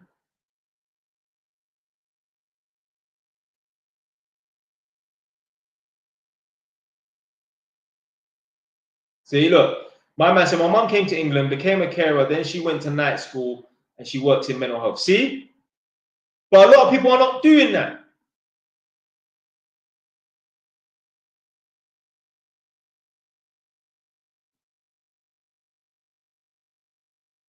Like Ms. 528 said, yeah, you got to put the effort in your youth. Yeah. Imagine, yeah, having almost unlimited energy. See, when you're young, yeah, you can do 14-hour shifts, no problem. Yeah. That's the time to be putting in the work and grinding. You don't have to be playing catch up.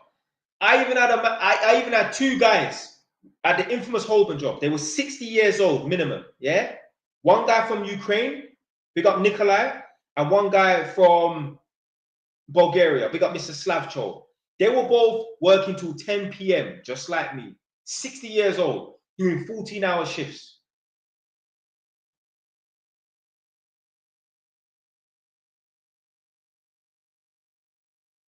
Now they're talking about, oh, I need to retire my dad.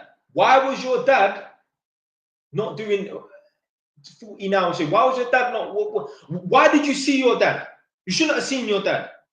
Because if your dad was truly out here grinding, doing 14-hour shifts, you wouldn't see him. And I know this to be true because my mum never used to see me. When I was working at the infamous Holborn job, I would wake up at 6:30 in the morning. My mum would get up in the morning, make me a cup of tea, and then, you know, I would have a shower, get out of the shower, get dressed, open up my front door, and just start running, yeah, for the train. I'd get on the train, get to work for 8 o'clock, would leave 9, 10, maybe 8 o'clock. Sometimes it was 12 hours, sometimes it was 14 hours.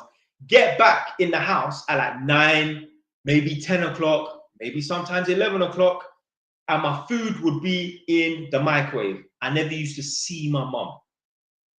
So the fact that, you know, you're in the house and you see your dad all the time, let me tell you something, yeah. This is how you know, yeah, your dad is not an important man and your dad is not doing things with his life. Your dad is not making the most effort he can. When you go home, if you see your dad sitting on the sofa, I don't give a fuck if he done a 9 to 5. Your dad is not working as much as he should be working. The fact that you see him means your dad's not working as much as he's supposed to be working. There's no kid that comes from a dad who is earning millions on millions, have a thriving business and that, is earning millions on millions and that. You're not seeing your dad sit down on the sofa between 6 to 10 o'clock at night watching Deal or No Deal. No way. No way. Important men that are doing things in their life, the likelihood of you being able to see them sitting down at between 6 and 10 o'clock, nah, highly unlikely, man. Highly unlikely.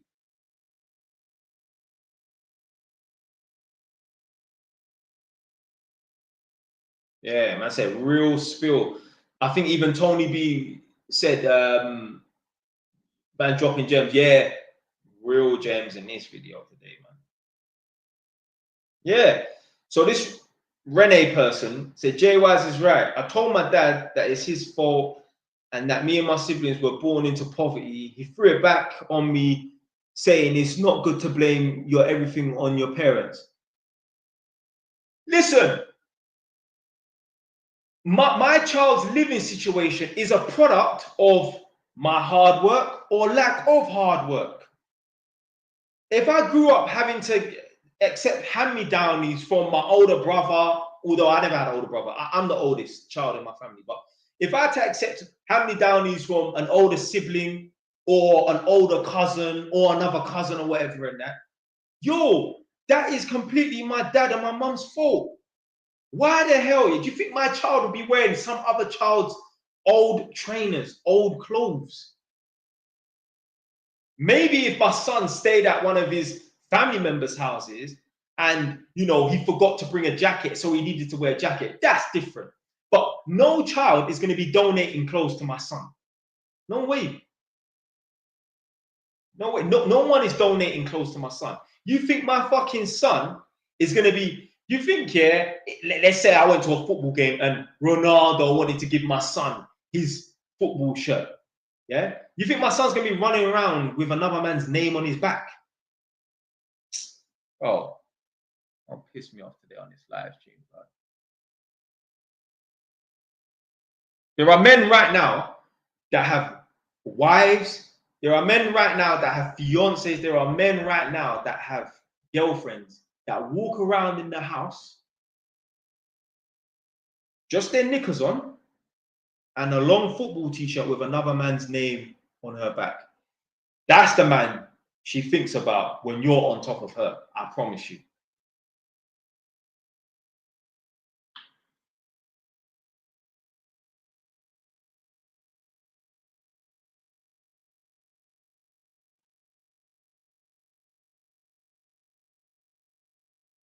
Big up man like Incognito.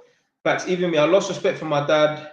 I got to make sure when I have kids, they won't, where's that message? Won't go through what I went through. Yeah, yeah.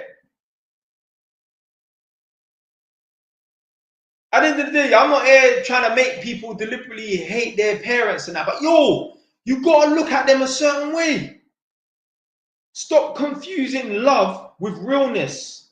Yeah? You can still love your mum or dad, but just understand they're a failure. Understand they're a failure. Doesn't mean you have to love them less, but you need to acknowledge, yo, you failed, mum. You failed, dad. You still love them, but just because you love them, that doesn't mean that you should turn a blind eye to the fact that they're unsuccessful and they failed you.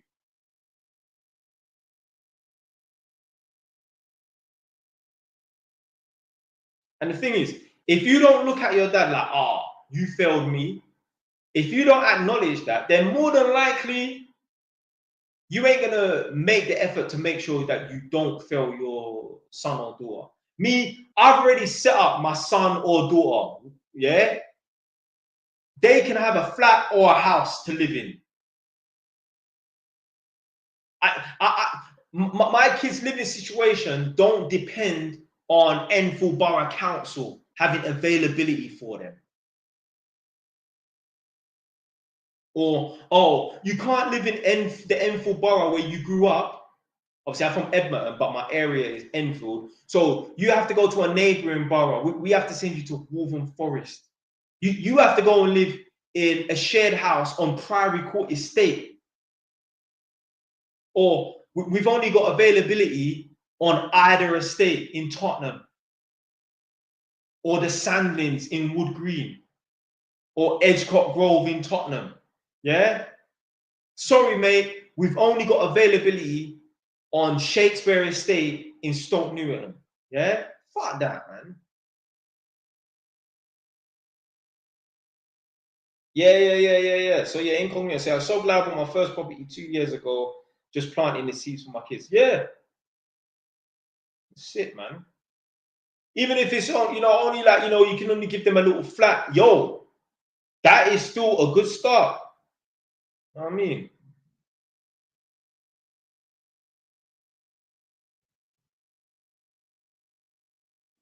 I'm 25, saved 150K from trading, but now I'm not profitable.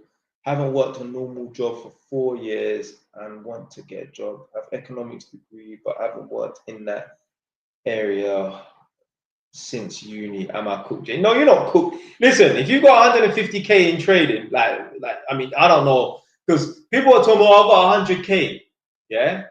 And then when they actually break it down, it's like, well, they ain't got 100K cash sitting in their bank account. But anyway, nah, man, you're not cooked, man. You just need to start applying for some jobs, man.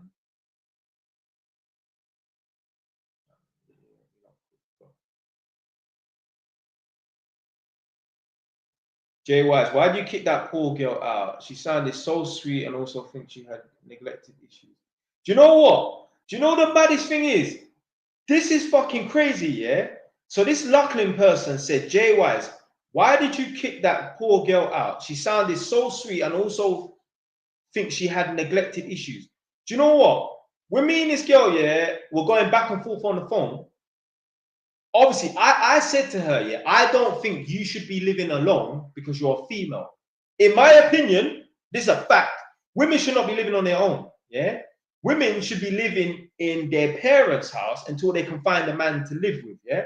So I said to her, you shouldn't be living alone. So she said to me, how do you not know that I'm not an orphan, or I wasn't an orphan? That's crazy that you picked that up just from that, because you don't know the girl one bit, but you feel like she's neglected and that. That's mad. Yeah, she told me that she was an orphan or something. Or she was like, how do you not know I wasn't an orphan or something? That's what she said. So.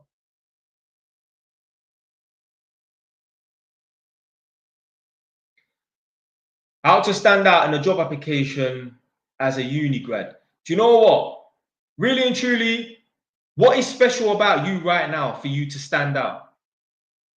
When you put your job application forward. Now, obviously, let's say when you turn up to the job. So all right, let's break this down. Yeah. So this guy's asking how to stand out in a job application as a uni grad. If in terms of a uni, in terms of your CV, how are you going to stand out? Who are you? At the moment, you are nobody. You ain't got no experience. You've just got an education. Yeah. So you're nobody. So you can't really try to stand out on your CV. Yeah, when you're applying for jobs. What you need to do, you just need to keep applying. You need to blast it out. Yeah. You see how I do on TikTok? Blast it out. Flood it. I swear there's probably about 4,000 JY's videos floating around on TikTok right now. Probably more. Yeah.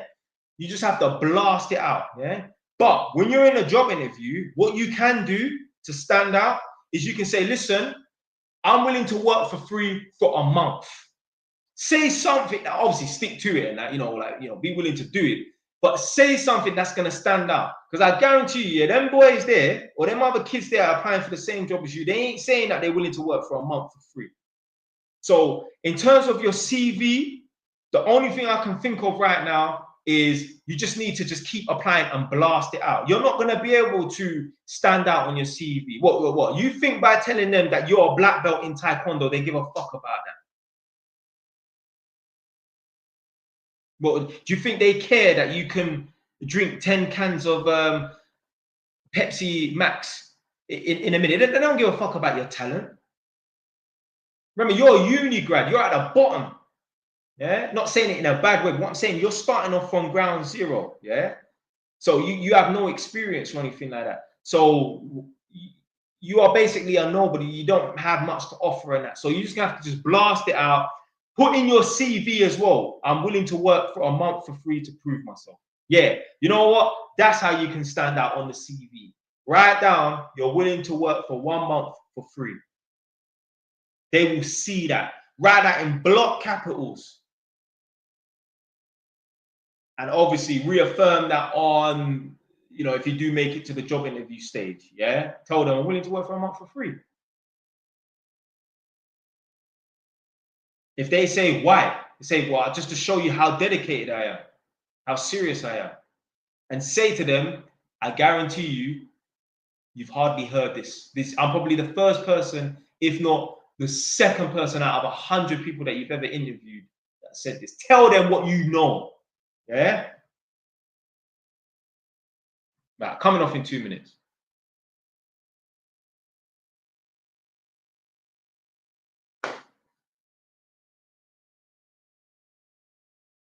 I know I did say coming off in 2 minutes about fucking 40 minutes ago. Boy.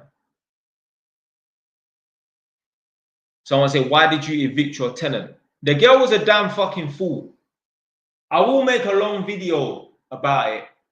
But basically, like, even from the jump, I just had a bad feeling about this girl. She was too desperate to move in. Why are you desperate? I asked her, like, why? Because I can't even remember what happened. Like, she said something about she wanted to move in on one particular day, but then she had to, just some bullshit. I'm like, why couldn't you just continue living at the place that you lived at before? She was like, oh, yeah, I was supposed to pay my next month's rent, but because I didn't do it, the landlord gave the room to someone else. And I'm thinking, even me as a landlord, yeah, as I go on mad, like, yo, anyone not paying the rent, you're getting out, yeah? And still, no one has ever failed to pay their rent. Everyone's paid their rent, yeah? Someone might be 1 day late, but everyone's paid their rent, yeah? So as mad as a madman I am, yeah? If my tenant was still 3-4 days late, I would rather them stay and pay the rent than get rid of them and then have to find someone new. Because now I have to make sure the room's ready and that. Even just doing paperwork, even just meeting the people, I ain't got time for this constant revolving door. So as a landlord, listen, this is the perfect tenant. A tenant that pays their rent and stays in the property for 10 years and looks after the property. You don't want to have to be finding a tenant every 6 months, every year, every 5 years. You just want the person in there until the foreseeable future and that. So the fact that that landlord didn't want to keep that girl on, even though she didn't pay the rent or whatever, and that it was something was uncomfortable, I don't know, whatever crap, just tells me this girl's just telling some lies. If the story don't make sense, it's probably not true. This girl would message me because obviously I was staying in the house for a few days before I left to go to Edmonton. And then once I came back from Edmonton over the Christmas period, I came to this house. She would message me, have you got any drinkable water at 1 in the morning? The fuck you messaging the landlord at 1 in the morning? I know I'm in the room next door. You message me at 1 in the morning for water. This girl would walk around in the house with shorts on, no socks, and a fucking t-shirt talking about, I'm cold, can you put the heating on more? Can you turn the heating on more? I said, listen, the heating is on, yeah, but you need to put some more fucking clothes on. You're walking around in the house in shorts and a t-shirt, and this girl's fucking skinny as well, talking about you're cold. Of course you're fucking cold. You ain't got no meat on your bones. You're fucking walking around in shorts and you ain't got no socks on your feet. And you're in a t-shirt. Of course you're cold. This girl asks you, do you have a text me? Do you have a lighter? It's like, what for? Yeah, no, sorry. She come out and she asked me, have you got a lighter? It's like, what for? She had to light candles. You are not lighting no candles in this house. No way. I was worried about that girl staying in the house on her own, yeah? What happened was, like I said, I was staying in the house and then I left, went to my mum's house for Christmas, yeah? And then once I left my mum's house after Christmas, I was going to the new house, which is this house, yeah? So I was no longer returning to the house that I left her at. But this girl would phone me up, like message me, yeah, like, because she was at the house for like a week and a half. Every other day she'll mess with some nonsense. Put it this way, I had to go and unblock the toilet because the girl was putting dirty sanitary towels down the toilet. I'm there pumping the toilet and seeing red liquid rise to the surface, yeah? This girl was cooking that rotten ass African fish, stank out the whole house. I had a viewing that day, yeah? Sorry, the next day, yeah? The house still stank of fish the next day. Luckily, the girl that wanted to come and view the property, she cancelled. Imagine going to view a property and a property stinks of fish. Anyway, I've gone to Edmonton on the 21st of December, 2024, yeah? So just the other day. This girl would always message me every other day, yeah? Just some stupid problem. Anyway, I'm there in Edmonton thinking, I'm just waiting for this girl to message me. Something dumb. Like, I was afraid she was going to burn down the house. She's that clumsy and incompetent. Anyway, I got to my mom's house on the 21st or the 20th, whatever day it was. It was either the 21st or the 20th, which was a Friday, yeah? Went to my mom's house, boom, let's say 21st. No, I didn't get no message from her. Cool. 22nd, no message from her. 23rd, no message from her. Every day, like my phone, I'll get a text message. I'll look at the phone. It'll be like Nadia, yeah? I'm like, whew. Anyway, 22nd, nothing. 23rd, nothing. 24th, nothing. 25th of December, Christmas Day, I was standing up in my living room. Well, my mom's house, my mom's living room. My phone goes off. My phone starts ringing. I look over at the phone.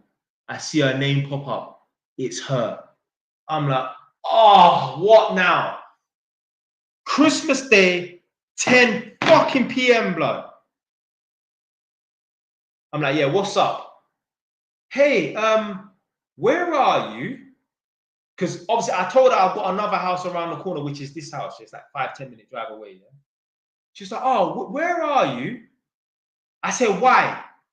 She said, because I've lost my key. I've been locked out. I'm like, are you fucking serious? Anyway, I blasted her on the phone. My mum was at work on Christmas Day, but my stepdad and my little brother's a big man. He's 26, but my stepdad, my little brother, and my little sister was upstairs. I'm there talking mad on the phone, yeah? Like, I'm jamming it on her on the phone. I'm going mad, yeah? They must have thought, who the fuck is Jelani talking to? They must have thought I was talking to Nadia, yeah? The way man's talking mad. Because the person I'm talking to, obviously I'm familiar with them to be talking to them at 10 o'clock at night and blasting them on the phone. They must have thought I was talking to her. I wasn't even talking to her like that. It was her. Anyway, I said, yo, I'm not coming down to Northampton. I'm not doing a 3-hour round trip from Edmonton to Northampton on Christmas Day to bail your black ass out. I told her, no, I put down the phone. You're going to have to phone a locksmith. I don't even know what happened to her.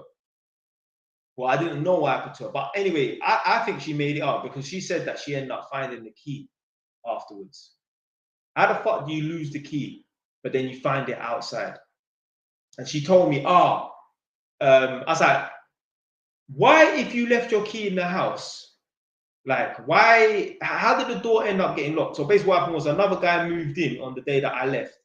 And she told me that she told him, lock the door behind her, but she left the key in the house.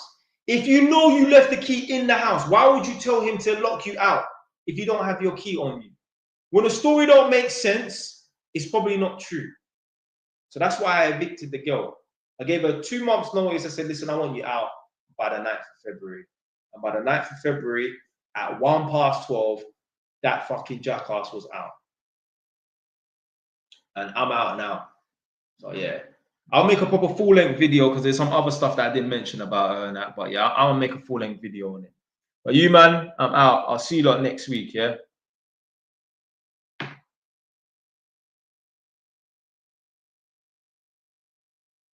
Big up K1. Respect, brother. Right, YouTube man, them. That's how you know, yeah, there was hardly anyone on TikTok.